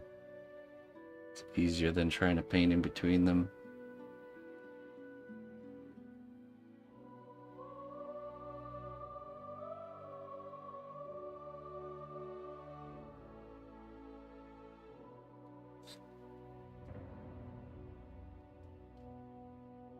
Right, well, and another decision I had to make was, okay, am I going to stay all traditional or maybe hybridize and do, you know, 3D printing certain parts and, you know, adding in some technology into the mix and doing like a hybrid approach, or am I going to just stick to doing traditional? And that was one of the reasons I wanted to really stick to traditional, is because I think it gets more rare as time goes on, and it also is less, I feel like it's less discouraging for someone coming in that wants to start sculpting if they don't see me using a bunch of fancy equipment, you know, that they see me just poking clay around with a stick, you know, that it removes at least one of the reasons why they can't start, you know.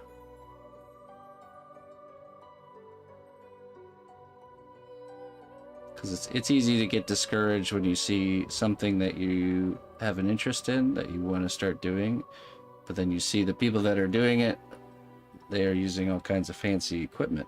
So yeah, you can email me if you'd like a custom piece made, for sure. Yeah, shoot me an email.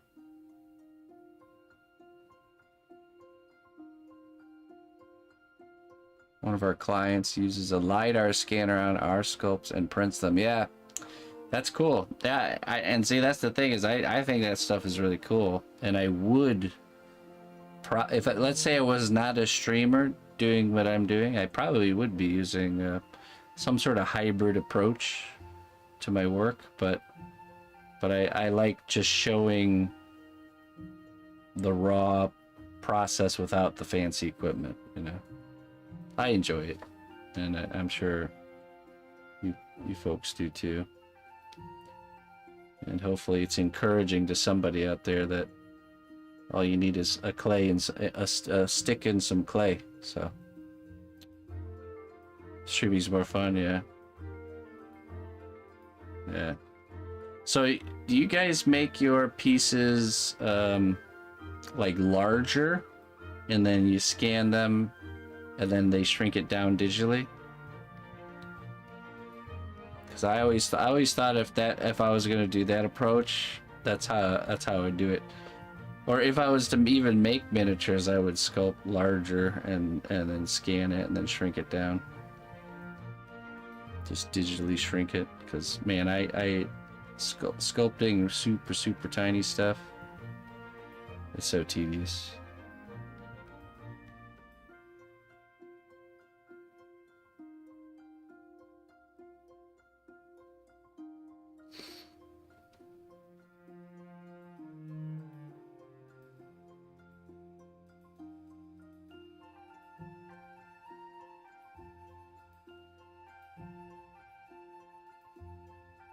Hey, thank you.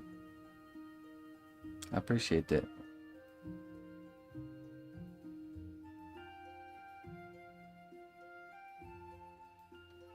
Major mayhem, yeah.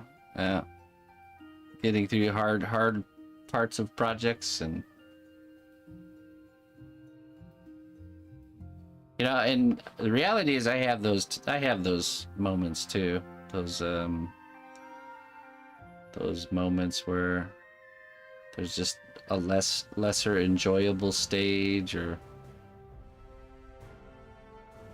you know, stuff like that.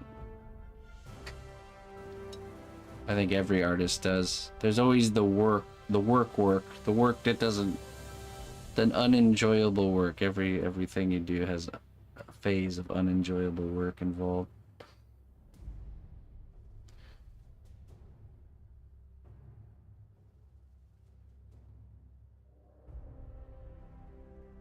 Oh, okay. Interesting, Green User.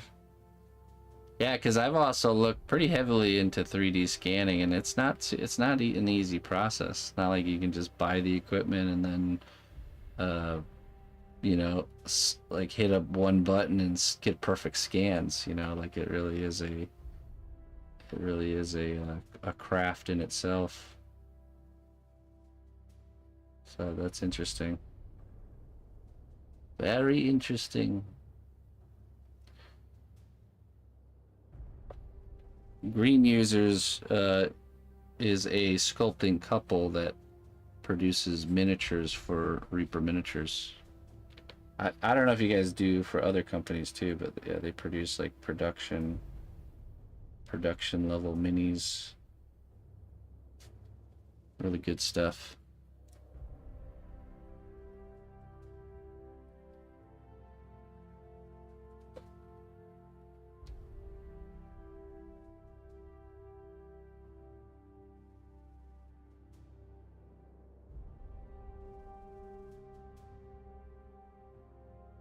It's always nice to get that firsthand knowledge of how things work behind the scenes.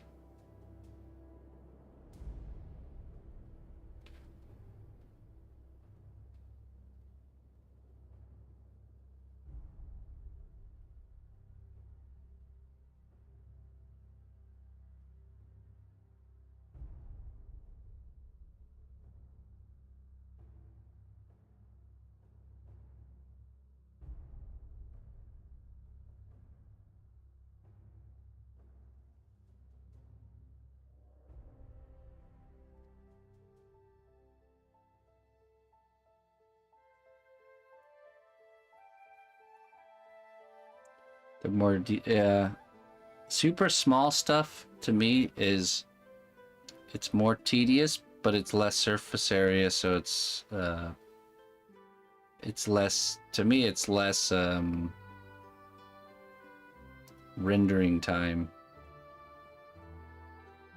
Because like some things I'll do, they're really big, not tedious to do, but it just takes a long time to cover the surface with the detail and the texture. Lots of rendering. Whereas small stuff is less rendering time but more tedious. Lots of toy companies like Hasbro and Mattel Miniatures are most fun. Oh, okay, so you guys do all kinds of stuff. It's refreshing to hear that the traditional approach is still, you know, I always assumed that companies and stuff would have gone full digital by now. But yeah, I don't really know, like I said, from firsthand.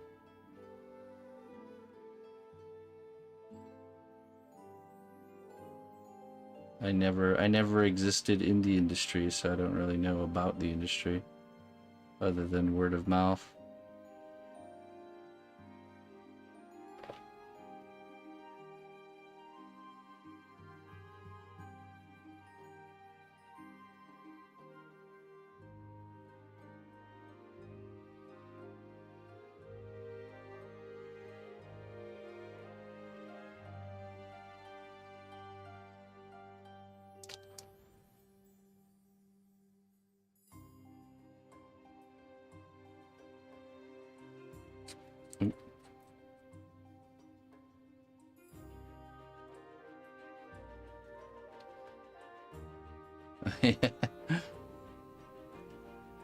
Okay. But I imagine you've just worked with companies for a long time and they like, you know, they know you guys are good and you do good work and they're willing to maintain that with you.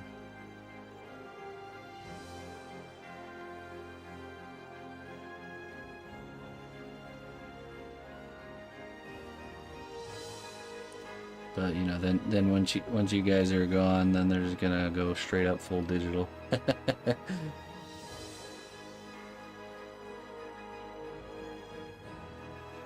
Like they probably won't go and find another traditional sculptor.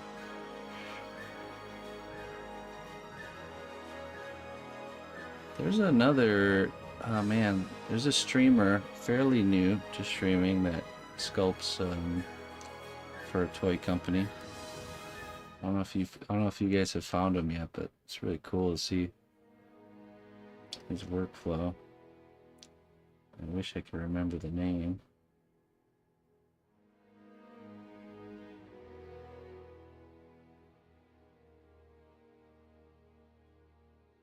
Right, exactly. I've noticed that working with companies, I do work for companies for different reasons, but that they are likely to come back and get more work from you because they know you're good for it, you know. The channels are already laid down and set up. Jason Fraley, I think that's the one. I think that sounds from that ringing a bell. I think that's the one. Yeah, he does great work. Does a lot of like portraits of people or like likeness pieces.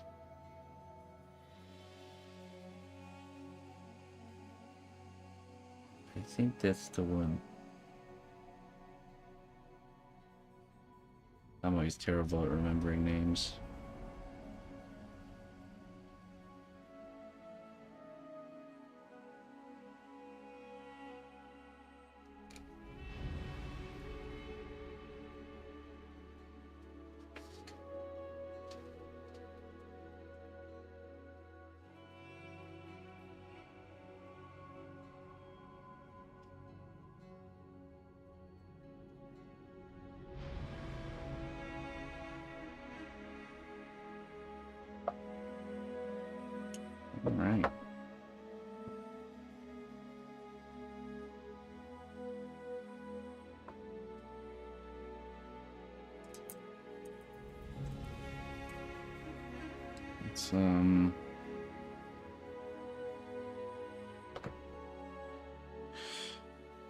Let's hold off on the laces because I want to, and I'm gonna hold off on the like all the little detail sections. I just want to get the base colors on the bigger areas so we can go back in and do washes and dry brushing and highlights, and that way we don't have to tiptoe and worry about messing the detail paint up. And then once those are done, we'll go back and we'll do like the laces and the little buttons and the what you call it, the clasp here. So now let's pick our base color for the green or the cloak.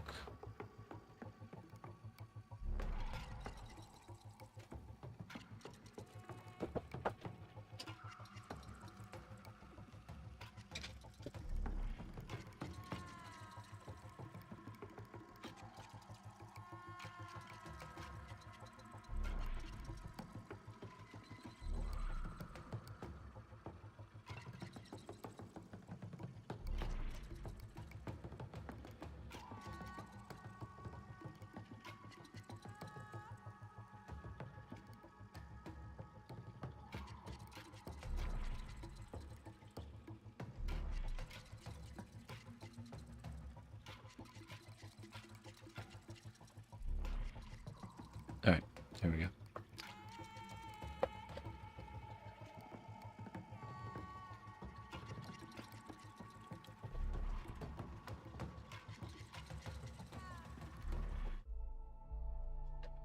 Okay, so green. Now, jumping mouse. I read what you read or what you said about the green, and you say it's like multiple greens. Does that mean we're doing like some sort of a do you want it to be kind of like it looks like it's made out of the same color, or do we want to make it look like camouflage like a camouflage pattern with different greens, or how should we?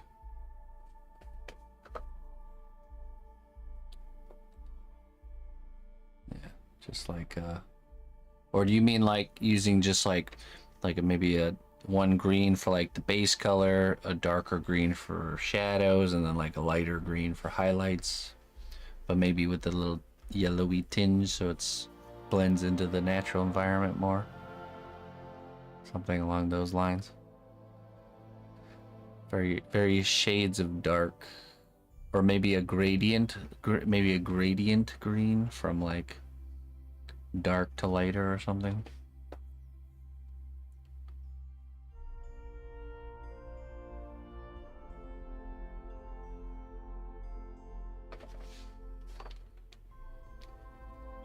Tartine. Peacock green, grass green, shadow green, puce prange. Shadow green sounds very camouflagey, blending into the nature. That as our base color. See where we go from there.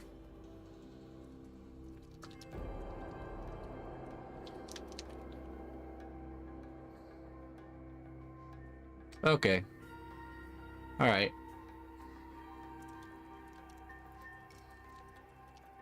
Spruce.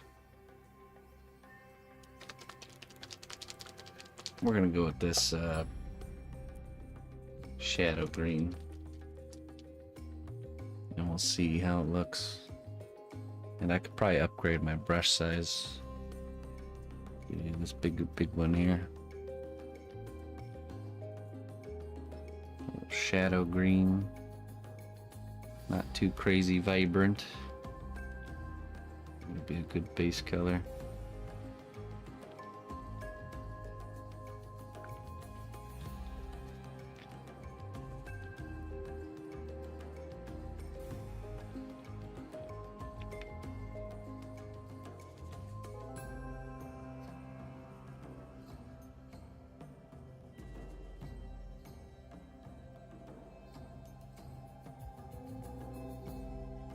Pick up the brush. There's a nice, satisfying giant canvas here.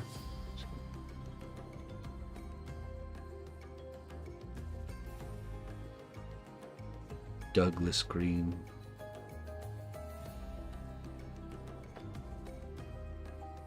The name's Douglas. Douglas fir.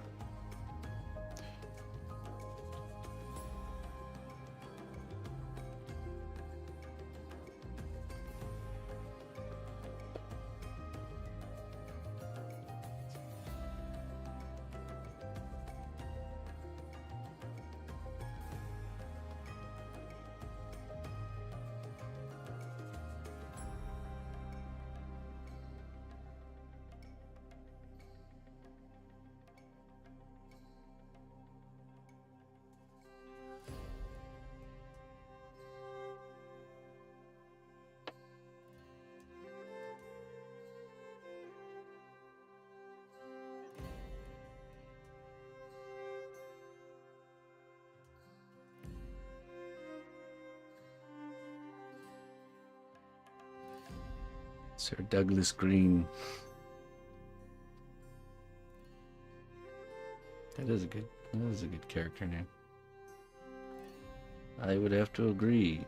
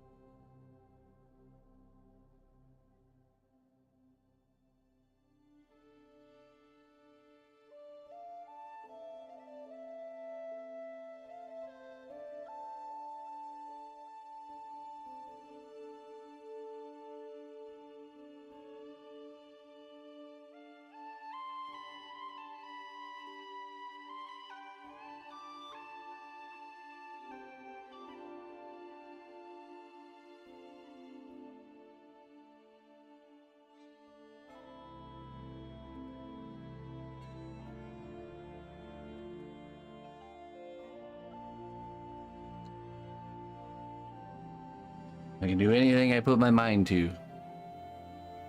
Maybe not on the first try. We all can, to be honest. Not anybody special.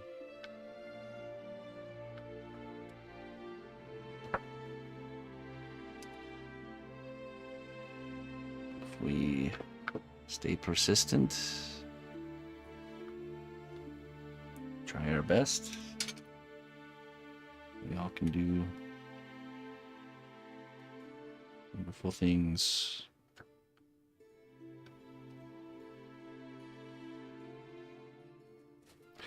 The first step to being good at something is to be bad at it. It's just the way it is. People tend to forget this.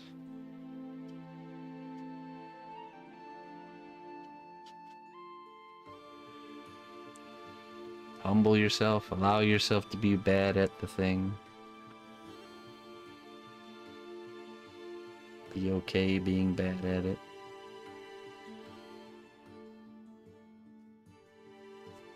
Embrace the student-like mentality.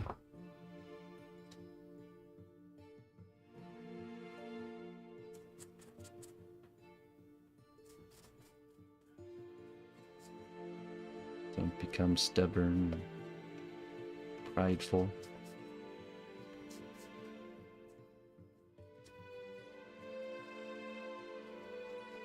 It'll just hold you back.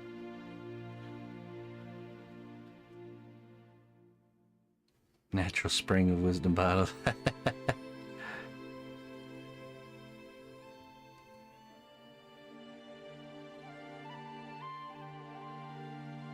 Yeah, I don't think we had a wisdom all day today, to be honest. That's never a good sign.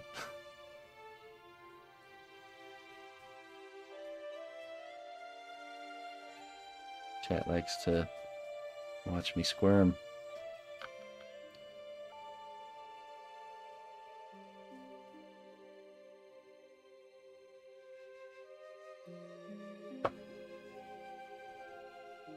The cape, yeah, it's starting to disappear.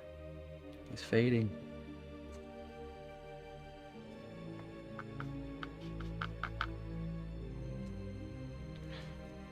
That's right, Gravity. But not if you're too stubborn or not willing to make the mistakes.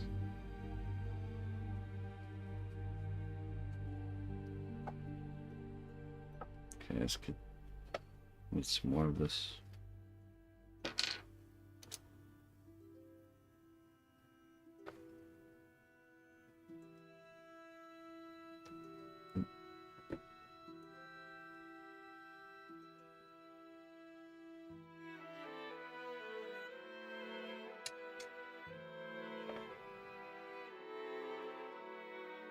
Okay. So the reference is a little bit more vibrant green, a little bit more on the kind of like darker and vibrant spectrum.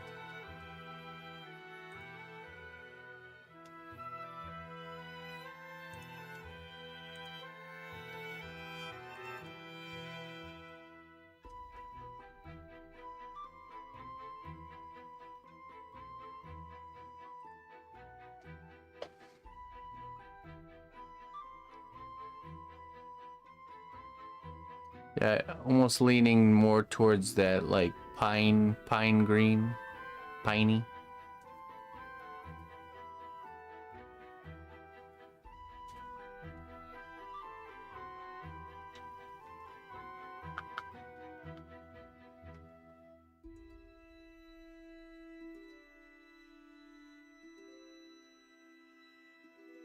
Spruce. Mm-hmm.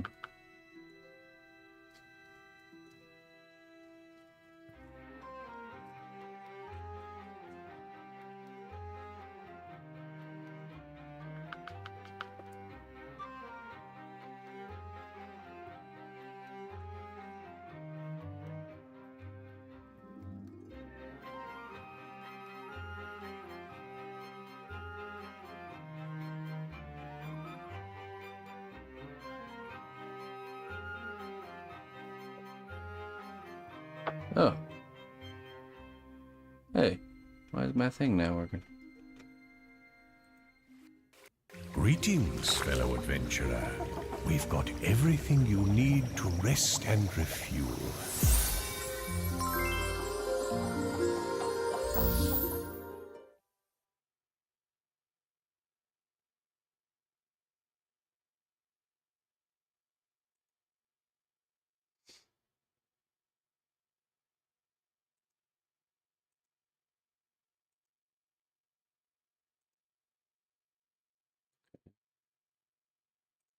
Hey, Ginger Beef, thank you very much for being the first subscriber of the day.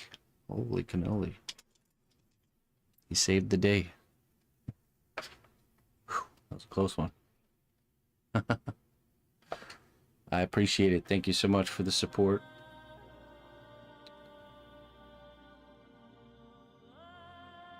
Poison. You get some poison.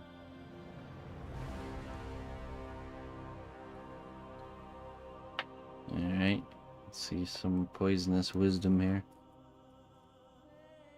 In the land of magic, the smallest act of kindness can ignite a revolution.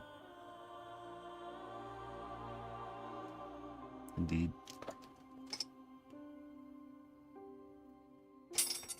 Don't take small things lightly.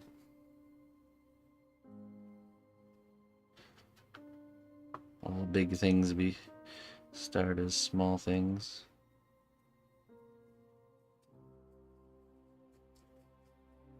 Yeah, thank you so much. I appreciate it, my friend.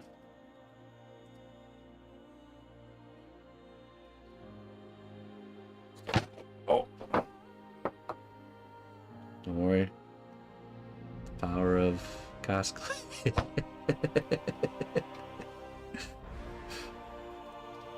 Don't worry. Everyone breathe. I was just testing. Just doing a standard procedure durability test.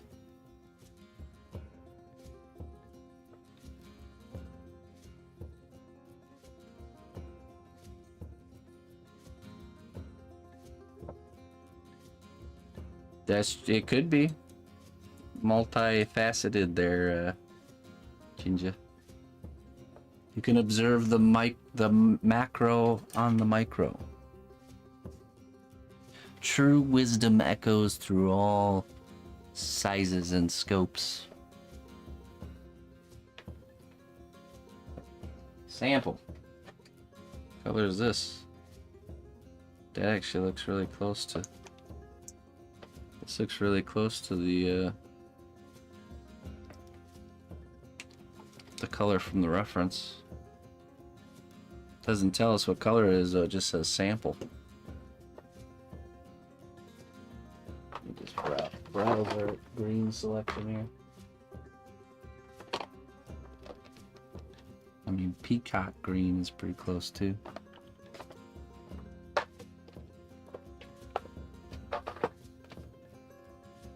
What's this?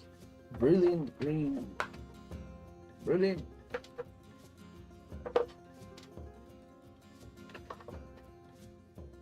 Island moss.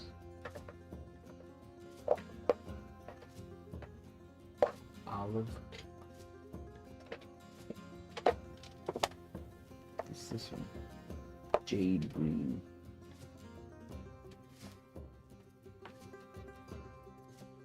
Jungle moss. Oh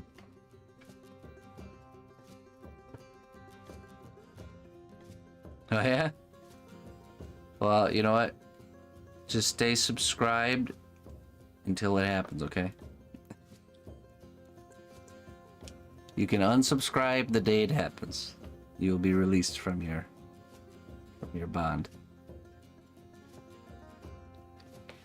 Could happen any day. Could only be a month, maybe. As a tier 3. Okay, so you're gonna need to upgrade to tier 3.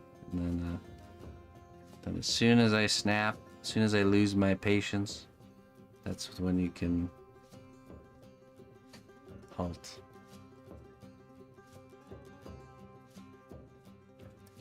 I don't know. Let's see.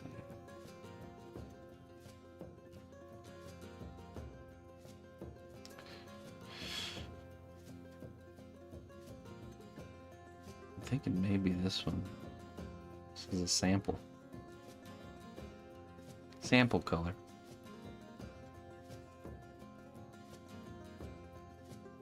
Oh yeah? Well, to be fair, when I was younger, I definitely had a temper. I had a temper.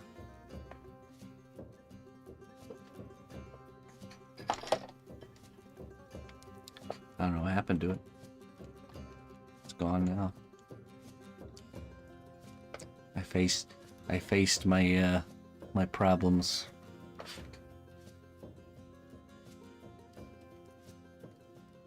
Always facing my problems, trying to. We're all human after all.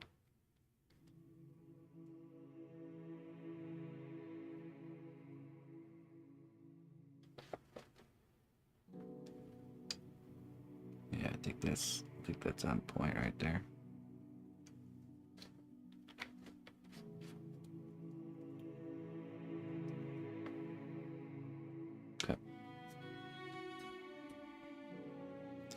We're never done working on ourselves till the day we die, I think.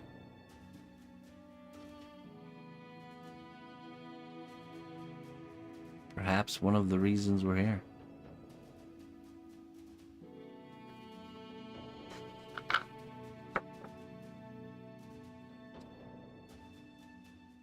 Spruce.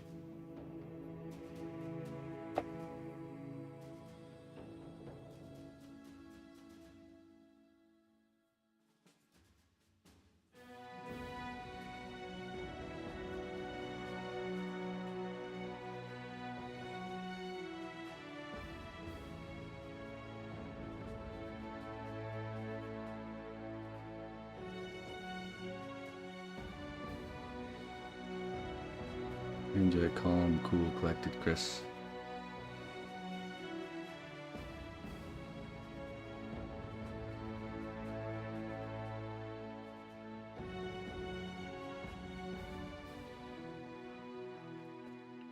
Me too.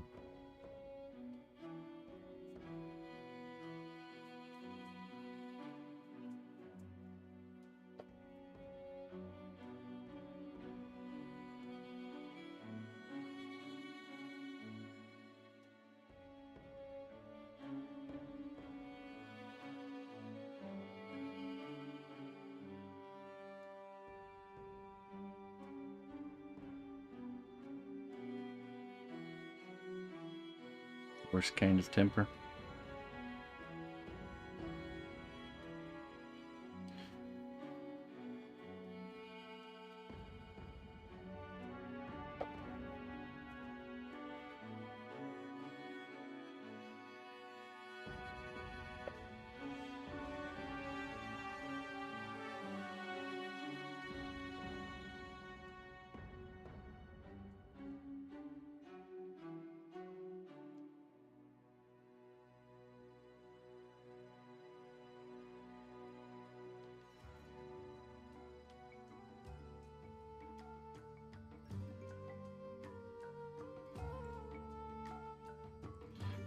Temper is caused by lack of patience and self-control.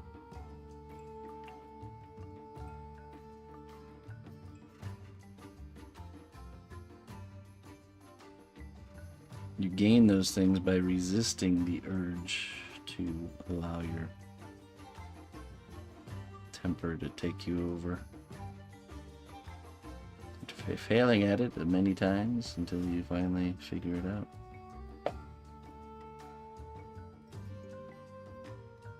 It's like trying to walk for the first time. You fall down a lot. Each time you get better and better at it.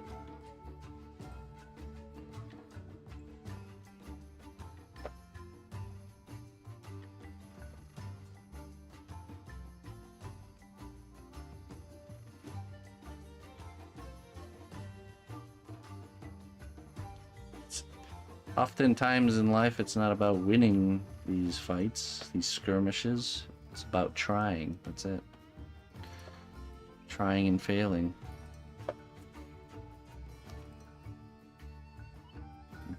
Till the day you do win.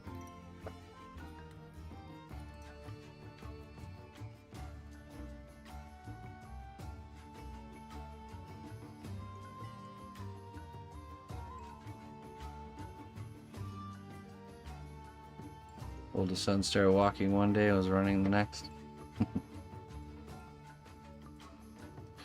I'm sure he didn't walk in the first try.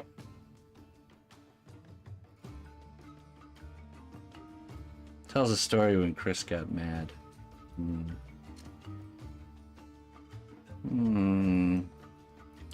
Probably the only thing I get mad about nowadays is like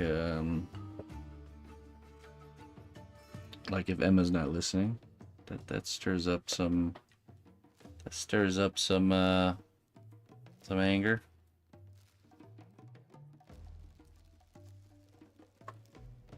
Disobedience. Or blatant disobedience.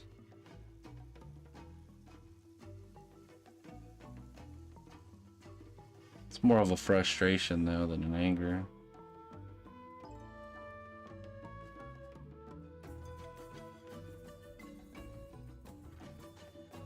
Four years old, yeah, they start to get more. It's like the beginning of the willful defiance, you know.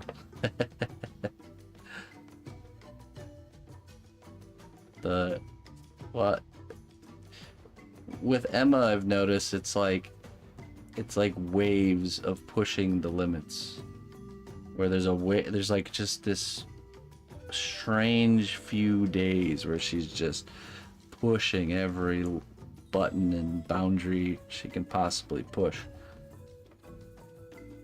and then me and Ina are just like, what the heck's going on? And then it's like we stay firm, you know, in defining where those boundaries are. And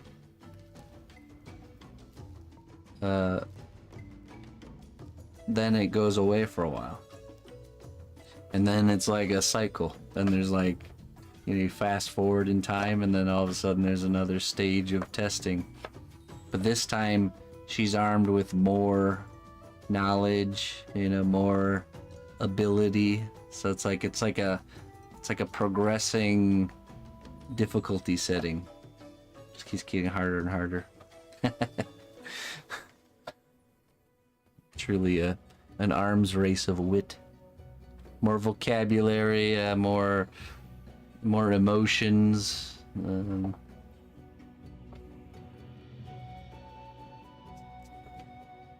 Her mind is so sharp too, man. It's like you really gotta be playing ball.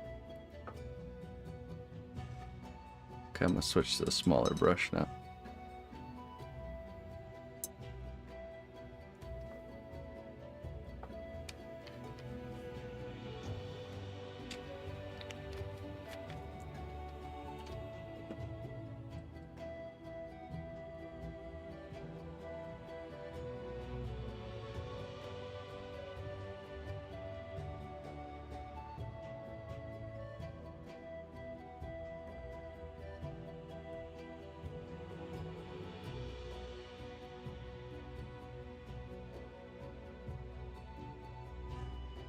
Wait, that's not the brush. Okay.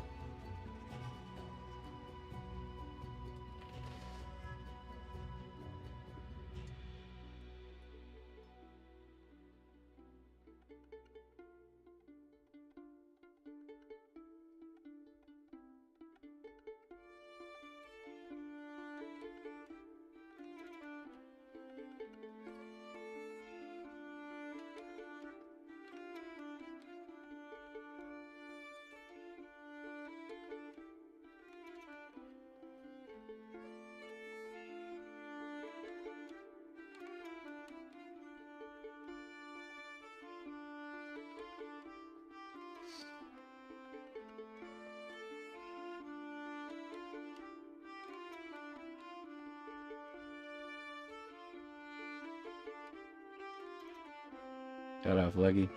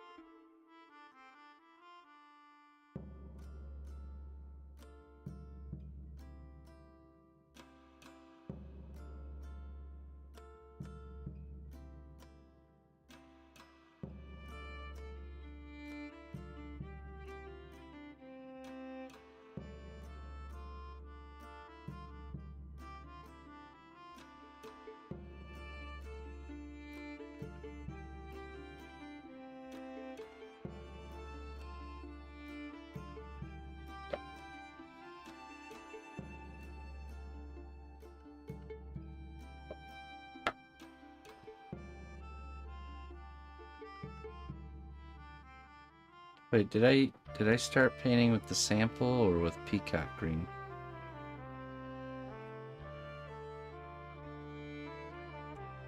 Maybe peacock? Does anybody remember?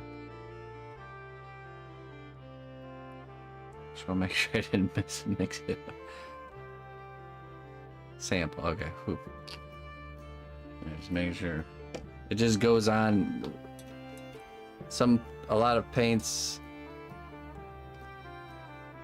they just look very different when they're wet than when they're dry. So, oop. So that's all. Oh, geez.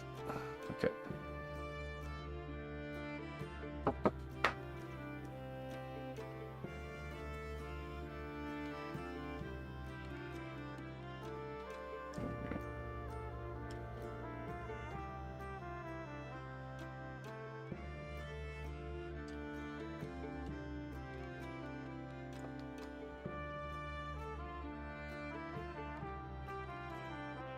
May never make it to its owner. Well, it'll get there, don't worry.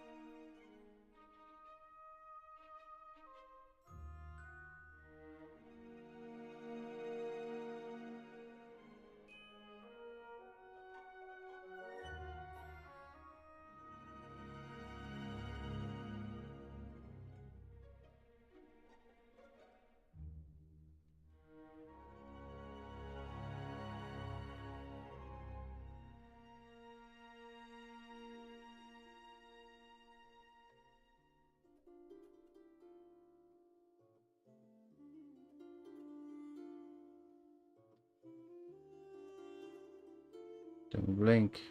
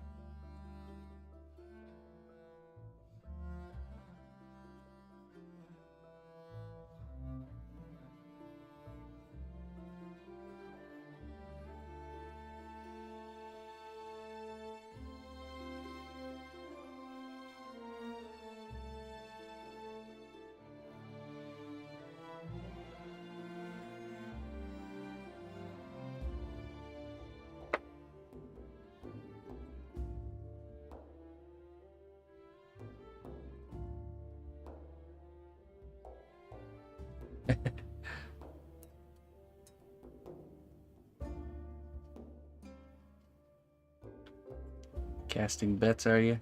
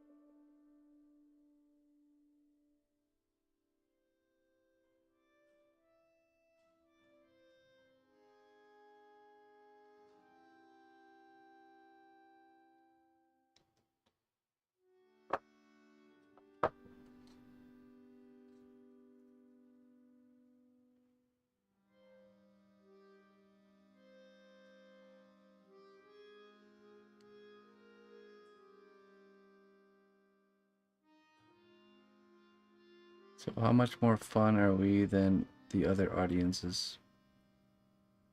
What other audiences?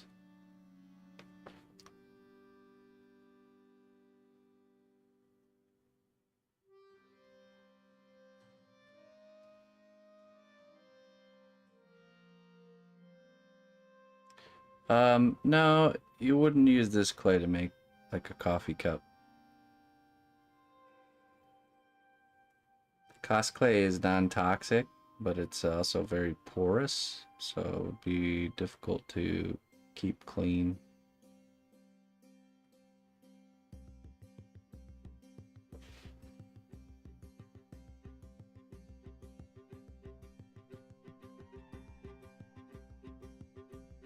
Oh yeah, I do. It's mostly Twitch though. A lot, you know, the other platforms don't get too much chat action.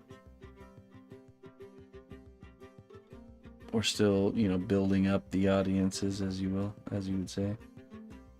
YouTube's doing all right. We kind of get, it's like 10, 15 people average there. Nice little crowd starting there. So way more fun, just more. Want more people on Twitch. I mean, I've been streaming on Twitch for, geez, over a decade. So, and we just started streaming on the other platforms. Is that not even a year? I think maybe 6 months ago.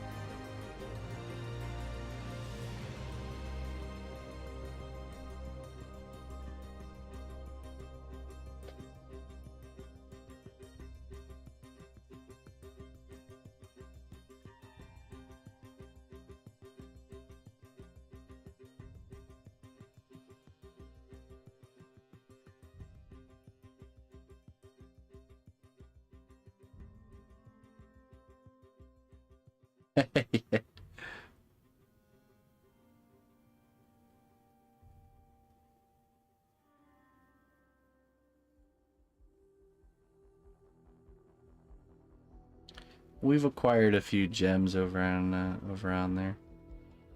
On all the platforms, really. Some good folks.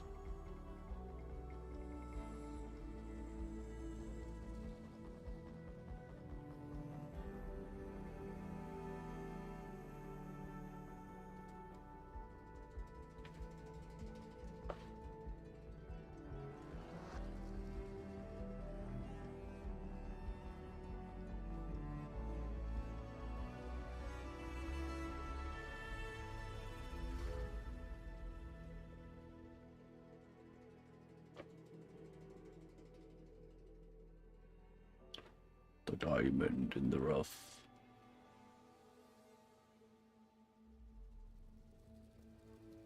Every other day you get chatty. Yeah, me too.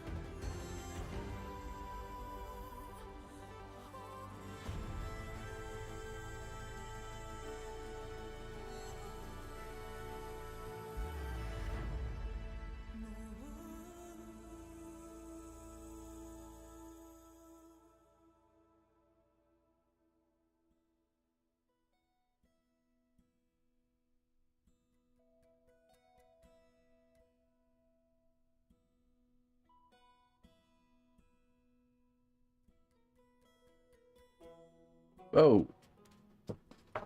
Okay, what the heck's going on with my alert system? Why is it not working? Why do I feel like Twitch broke something? Hey, Dark Tainted. Tier 3 sub 3 months in a row. Oh no, Tier 3 sub 9 months in a row. Holy cannoli.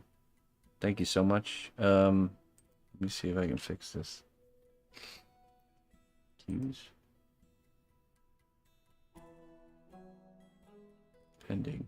Completed.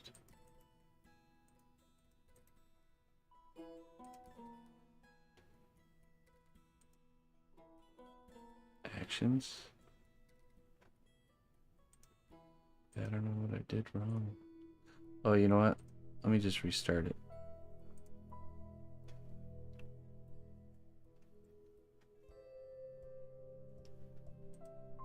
Let me restart it really quick here.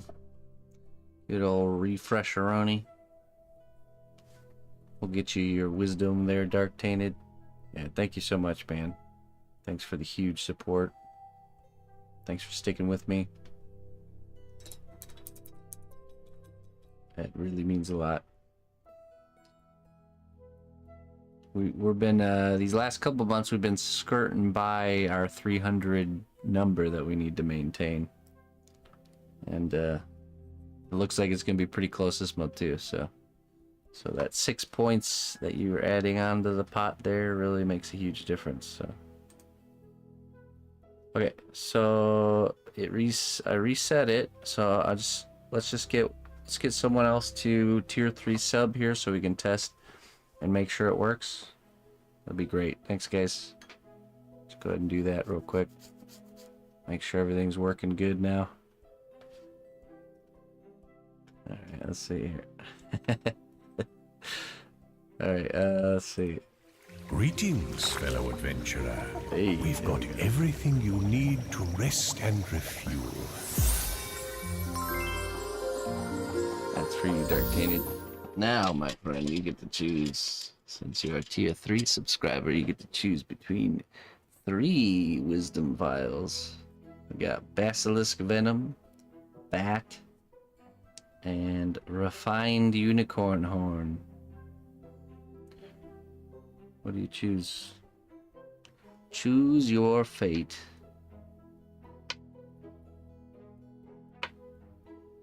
The Venom, alright. Let's see what it says here.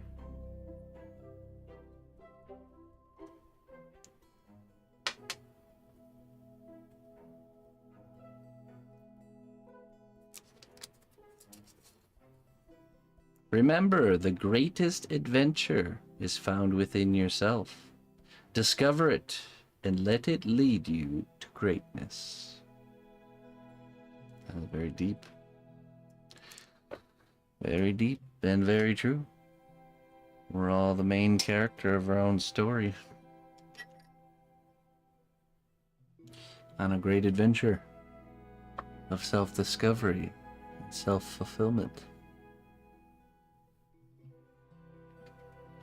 Well, thank you for being a character on my journey there, Dark Tainted, and letting me be a character on yours.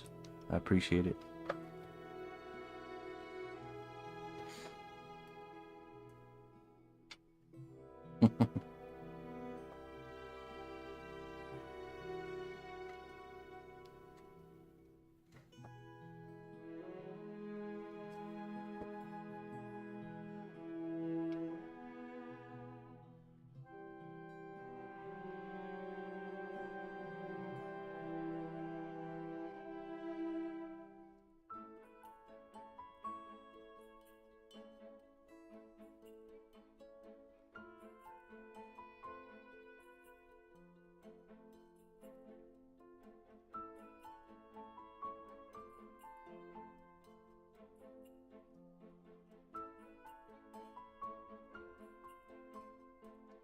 Better out than in.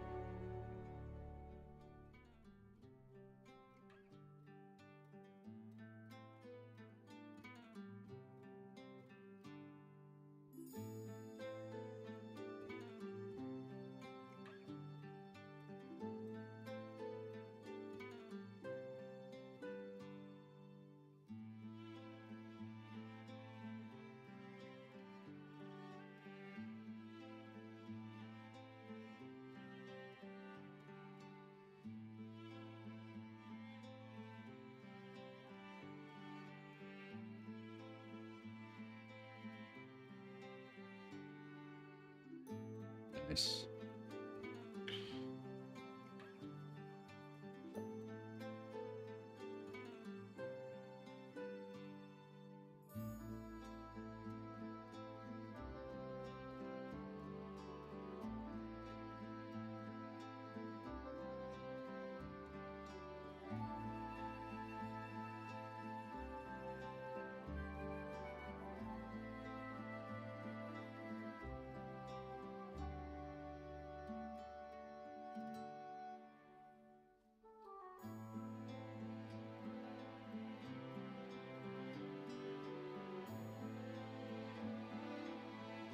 Perfect. Yeah.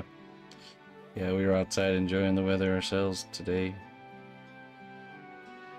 It's quite nice. I agree. One of my favorite times of year coming upon us, the fall season. Spring and fall is just a wonderful time.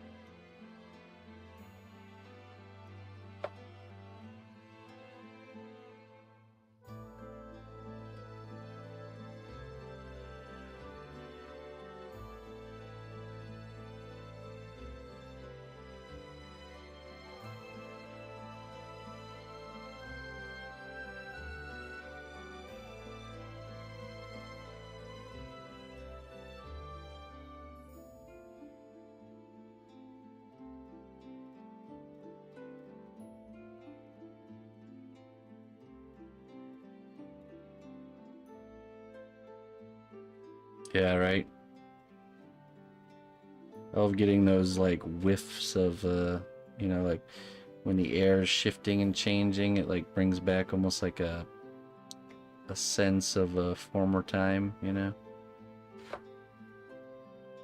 Not a specific memory, but like uh, a feeling you had during like your childhood. It always gets brought on by like something like atmospheric, you know, like yeah, like the changing of the seasons. You feel the air start to change. Brings back all those feelings of the time before.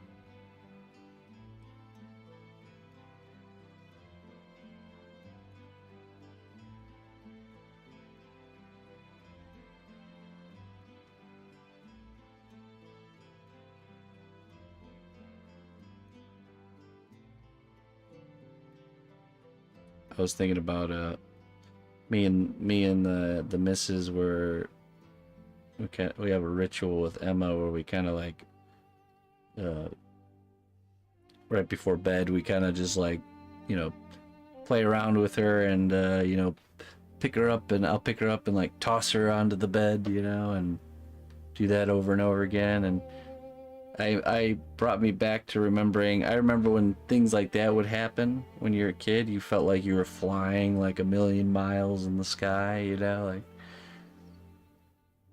even though it's just like this short little toss, you know.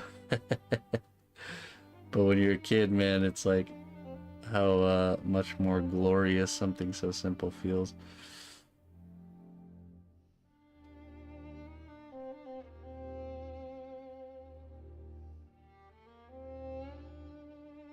How much bigger the world is when you're smaller.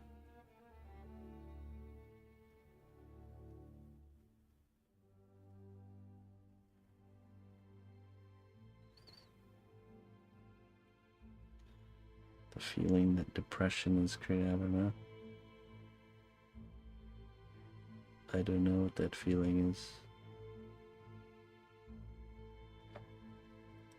Cannot relate.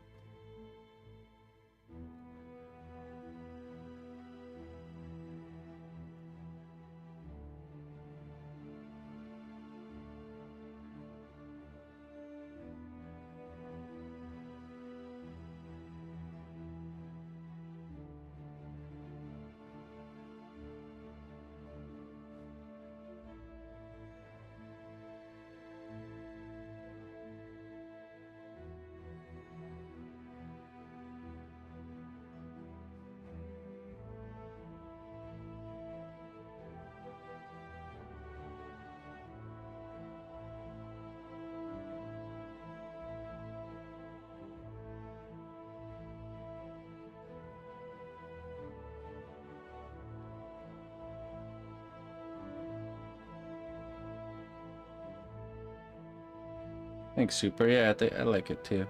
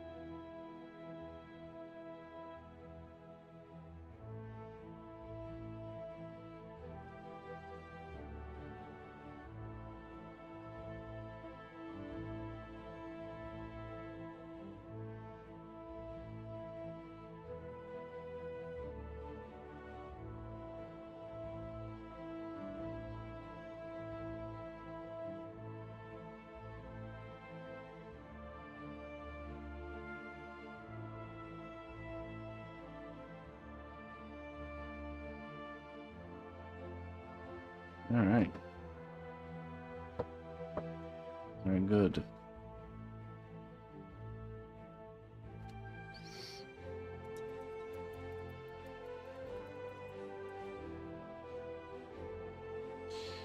Now with wood, I like to start with a brighter yellowish color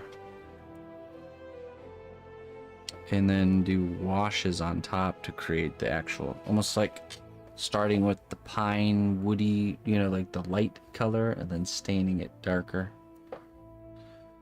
So maybe this color here, this bright skin highlight. So it'll look weird initially. Maybe a little bit darker. Blonde hair.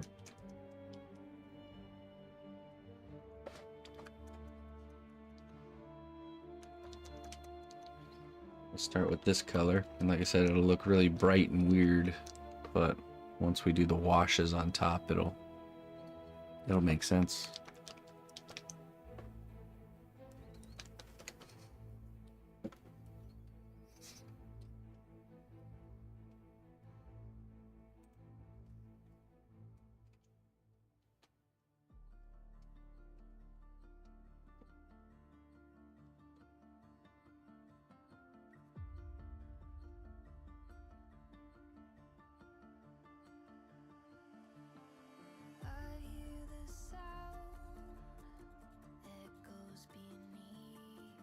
Yeah, I started a little bit late, so we're going a little bit later. I'd like to get, let's try and get this base coated. Be a good spot to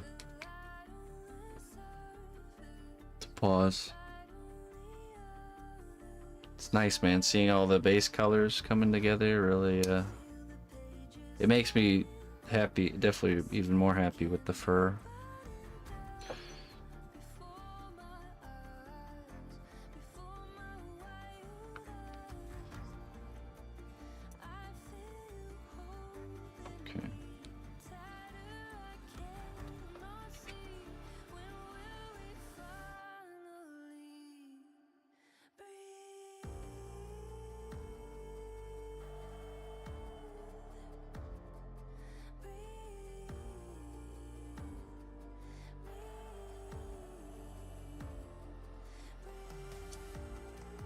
Yeah, right. You wouldn't like me when I'm angry.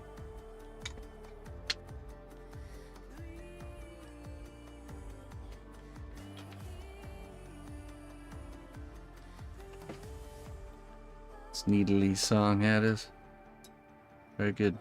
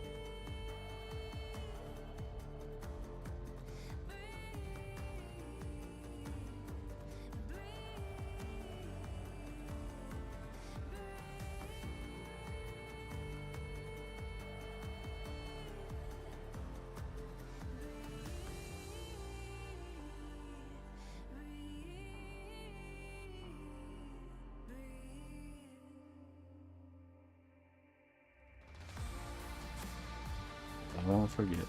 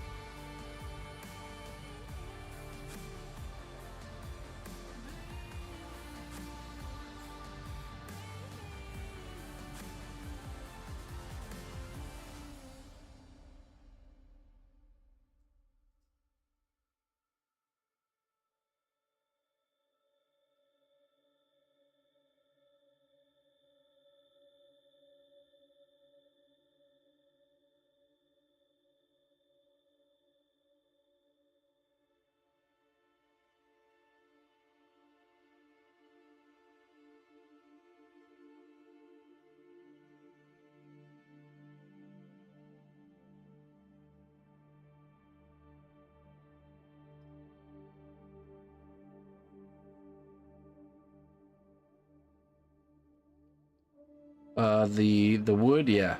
Yeah, it's gonna be, I always, when I do wood, I start with the, kind of like the, imagine like an unstained pine type of pipe wood look, and then we're gonna layer on darker browns.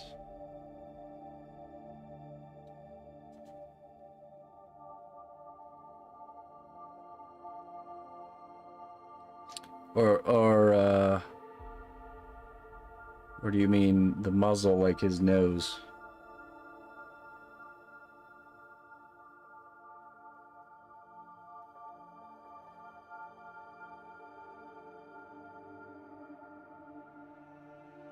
His snout?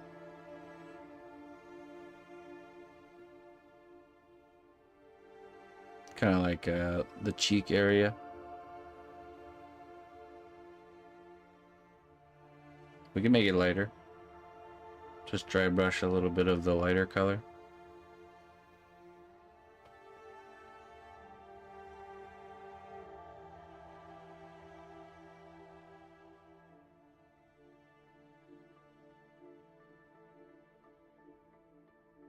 Darker.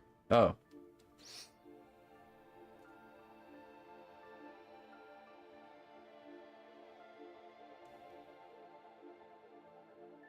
Darker? Really?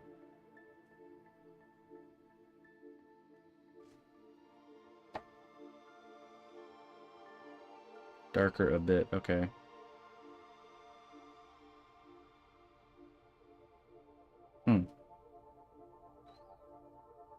Near the nose, or as he is light.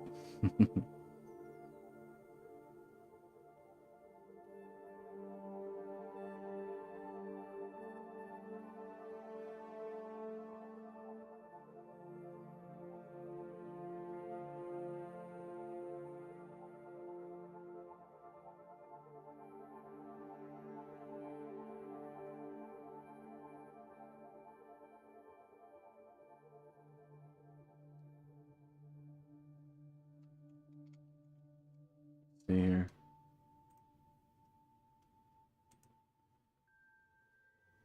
There's a no filter. Does that help? See things?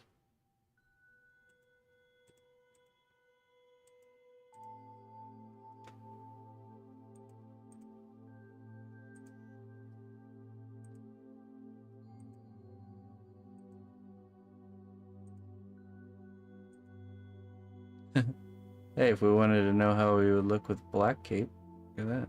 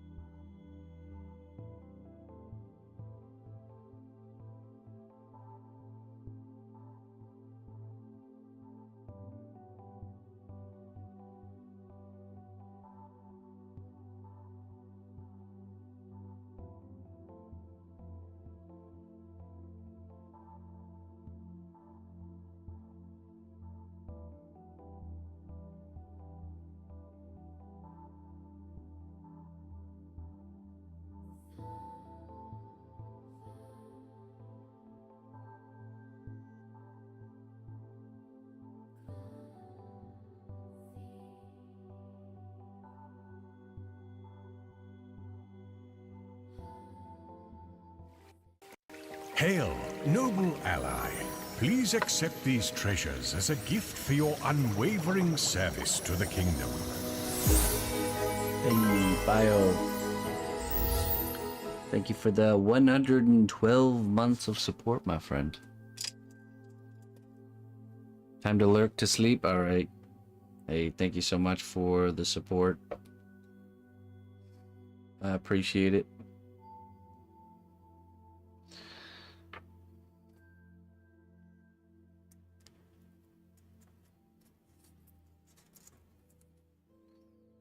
Success is not about what you accomplish in life. It's about who you become in the process. Oh, wow. That's a good one. It's not about what you accomplish in life. It's about who you become in the process. Yes, indeed. Yes, indeed. Some people lose themselves on their quest for accomplishment, for wealth. Yeah, I'll say with the naked eye, the lighter tone around the snoot, because there is a lighter tone around the snout, but with the naked eye, it's less. It's less than what the shirt cam's showing, but there is a highlight around the snout.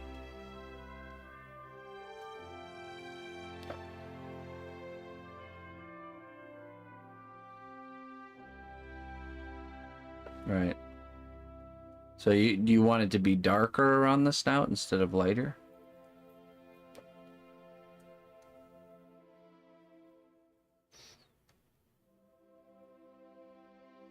Like around the nose, essentially. It gets lighter and then feathers out into the browns, but it is more intense on camera. Yeah, you know what? Let me have the missus take a quick picture with the proper camera, and we'll that'll help us help you guys see.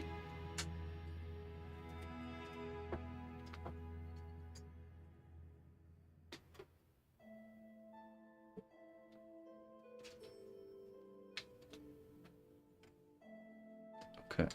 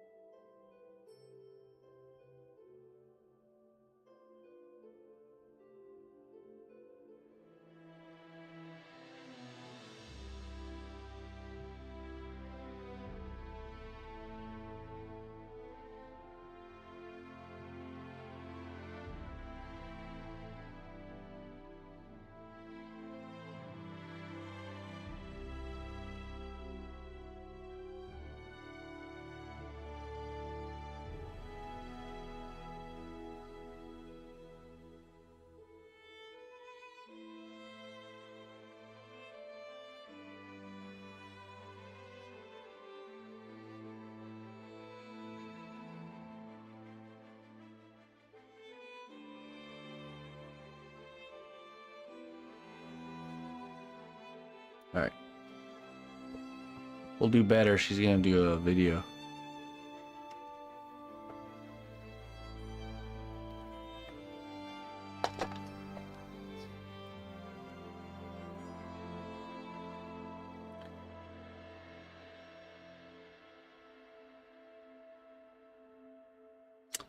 Okay, hey Sylvester, hey, thank you so much for the kind words, and I'm glad you are learning. Yeah,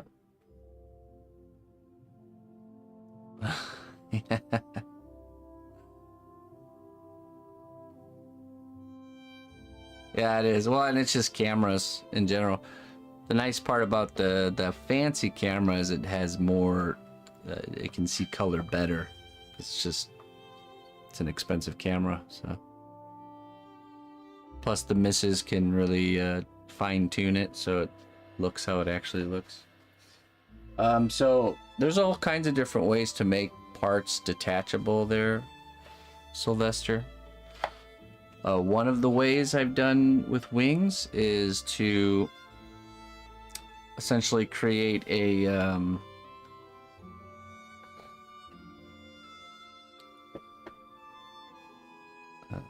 it's all keying is really what you got to do, and there's different ways to do it. Like let me see if I have one of the wings. Let me grab his wing so you can see.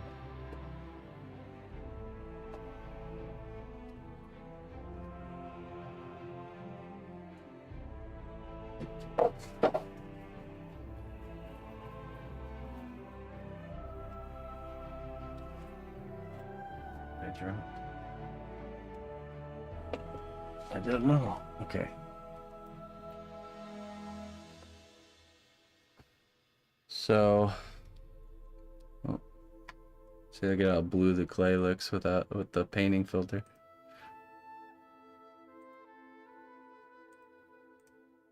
There we go. So we have essentially you have a square piece of dowel rod and you coat the dowel rod with Vaseline, and then you pack in around the dowel rod this epoxy clay, and it's attached to the skeleton of the dragon somewhere in here, you know. And then once it hardens, you'll be able to pull that dowel rod out. You then take the dowel rod right here and you drill a hole through the middle, and you glue your armature wire into the dowel rod, and then create your armature for the wing. So then you have kind of like two elements, and you just kind of, you know, fit it in place just like so. And then you just kind of sculpt from both sides to, you know, to hide the seam line.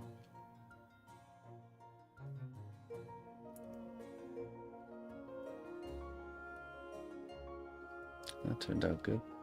That inside of the skin of the wing there.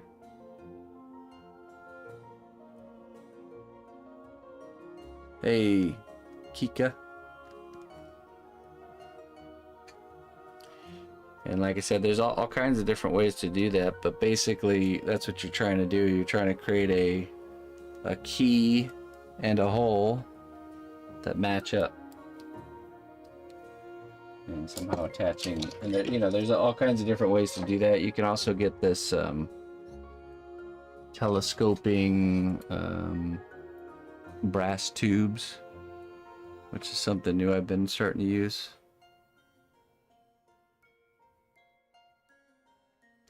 Yeah, so you can do the same method just using these tubes that fit inside each other, just like that.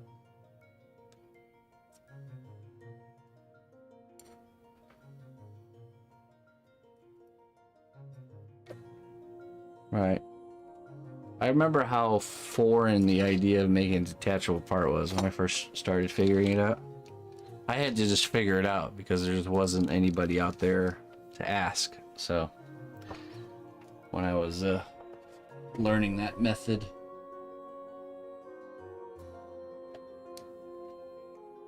But that should at least give you some direction.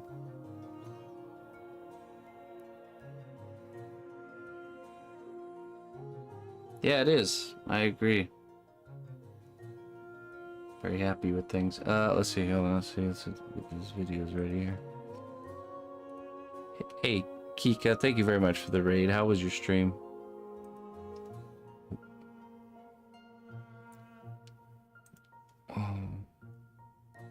Okay, the video's uploading, so we'll take a look at it once it's ready.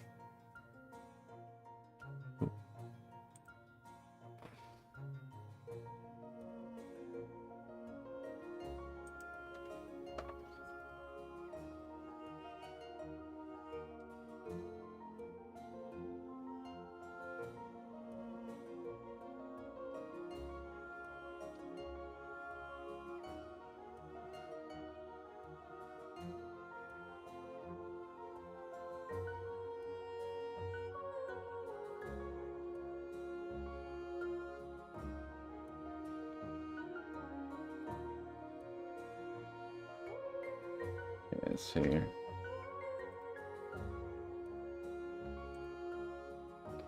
Okay, let's get a true color reveal here so you can see. It would be nice to be able to have this quality on stream, but we just don't have the ability to have these. We would need a lot more camera power that we just don't have, and it's very expensive. But at least we have one for doing stuff like this. Here, let's check it out.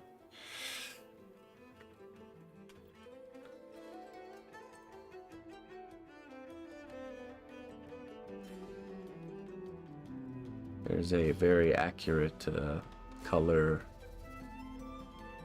version. There we go.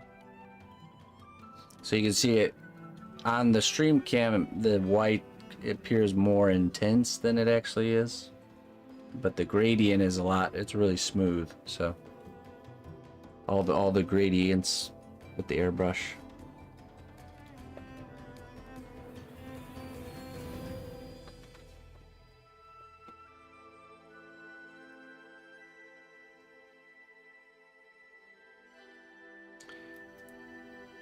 This is it's not Redwall, but it's a character from the Mouse Guard, which is very Redwall-esque, I would say.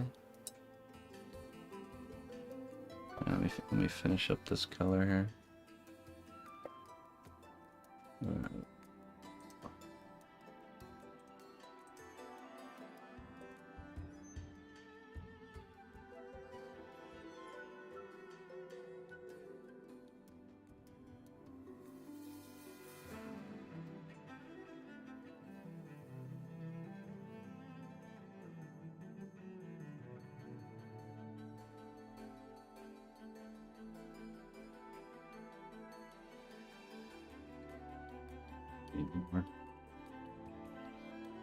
Let's finish up this wood color and then what I call it.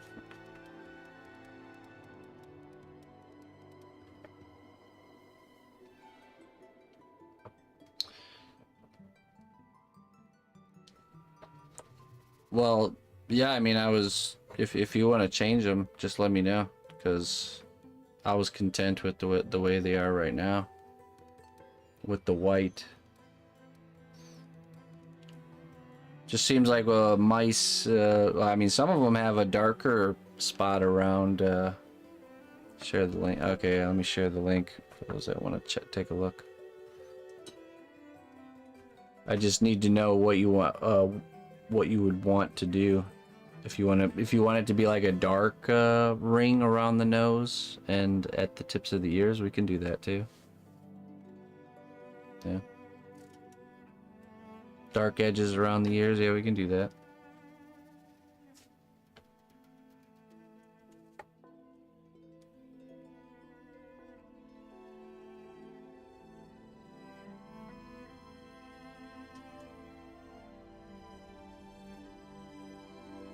The inner edges should be fur colors on the guard mice.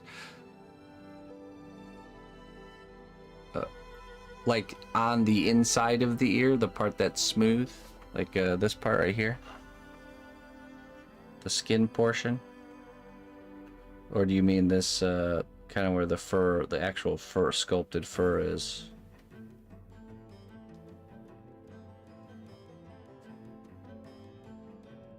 I can make this that brown. I can make this the either this brown or this brown.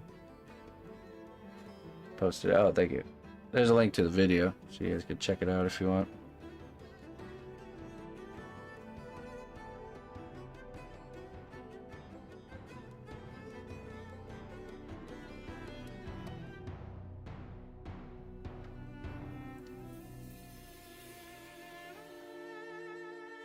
Okay.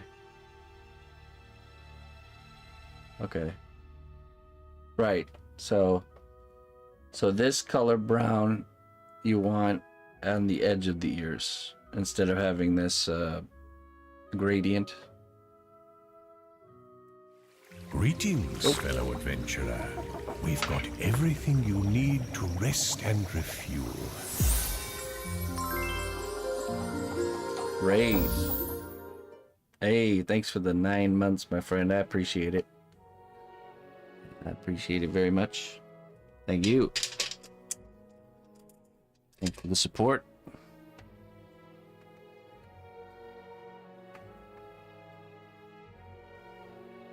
Okay, all right. And then, so then around the snout, we want to take away the highlight, the where it goes from white kind of and fades out, and you just want to just do it only the brown color? Because we can do that too.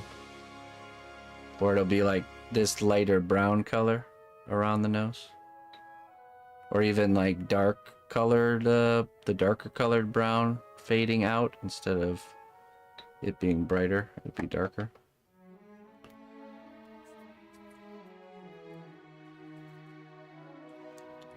Let not the darkness of fear hold you captive. Instead, let the light of hope guide you in your heart's desire. Fear is the mind killer, as they say. Well, it's good to know our notifier system works.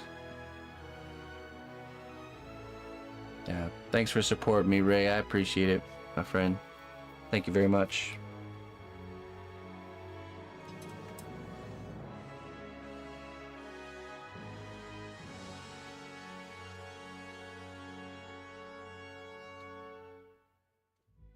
Okay. All right.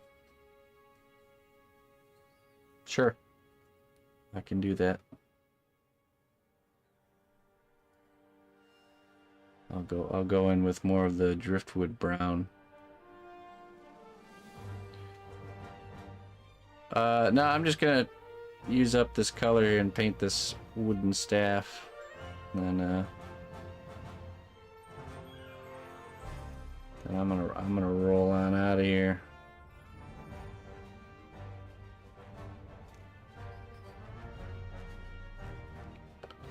Anytime I get into a painting job, though, I always want to just binge.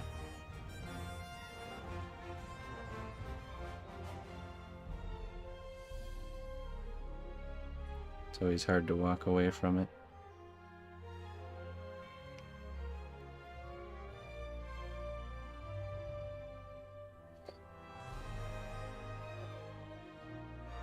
But I'm telling you, the fact that I work on a piece 1 session per week, it really helps because, you know, when you binge work on something, you miss things that you might not like, you know, and like the fur, for example, last week, when I ended, I was content with the direction of the fur.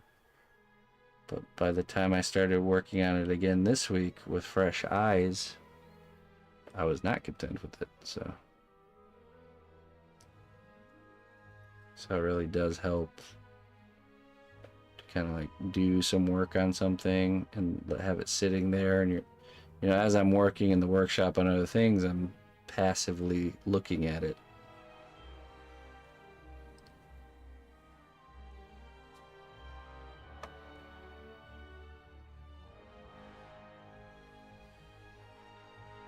Oh, really?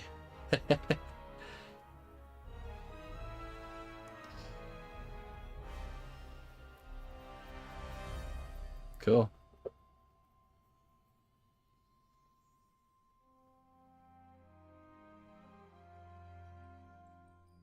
I'm glad I hit the mark.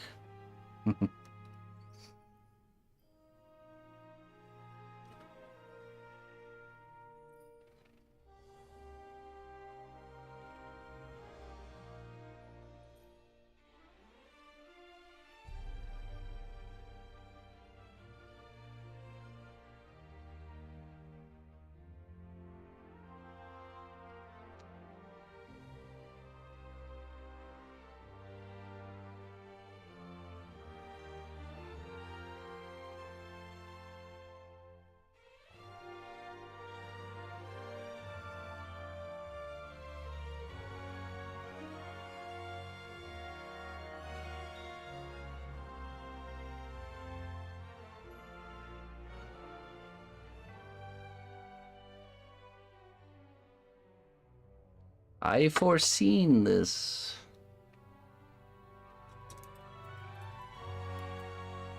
The clay told me. Okay. And back in his place for another week of marinating. I'll keep in mind those changes and we'll hit that next week. Well, not next week, the week after.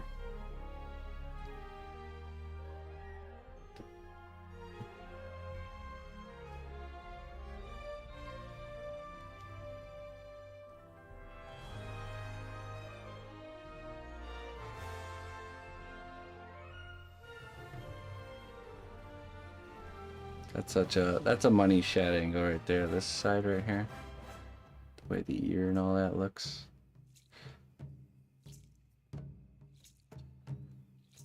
All right.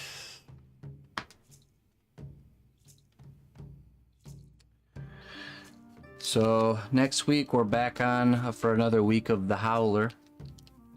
And then the week after that we'll be back to this, back to our normal lineup. And then the week after that will be in the last week of the Howler, and then we're good.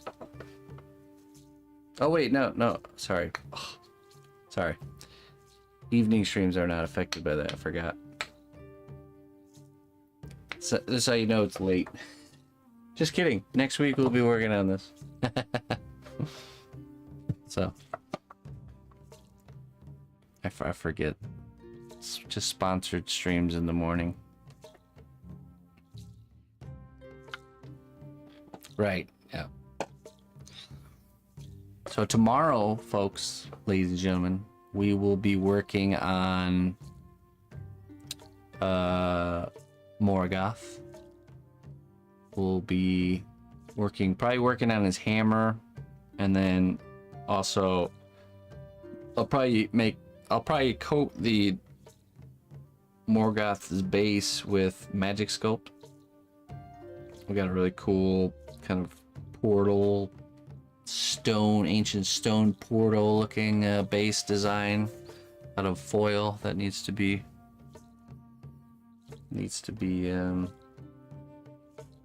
I think we'll just do a coat of magic sculpt all around it and get a nice hard shell, just like we do with this one.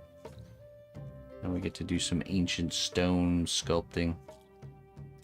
So that's what we'll be doing tomorrow.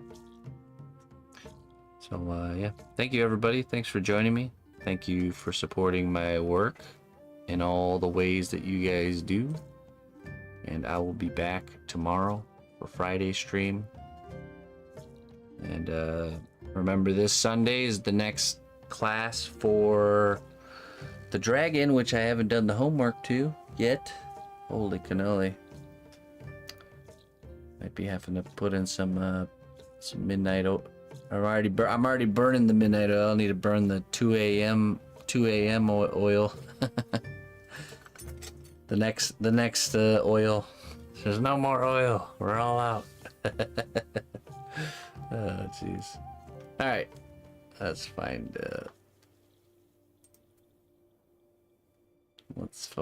somebody to raid here. There's always more oil. True. It is very true. Whenever you think there's not time for something, there's always time for something. Just have to sacrifice something for it. Sacrifice is required. You know what? Let's go raid. I'm gonna go raid Mr. Tobias. He is a cool guy, mostly known as a gaming streamer, but he has this other channel where he does his hobby, which is Warhammer stuff. He's making some dwarves, some little dwarves. And I definitely support his cause to break out of the gaming shell that he's trying to do here, so let's go raid him. He's a character, that's for sure. A character. I like characters of all different types. Let's see here. Let's do it. Okay. Ladies and gentlemen, till next time. Bye-bye.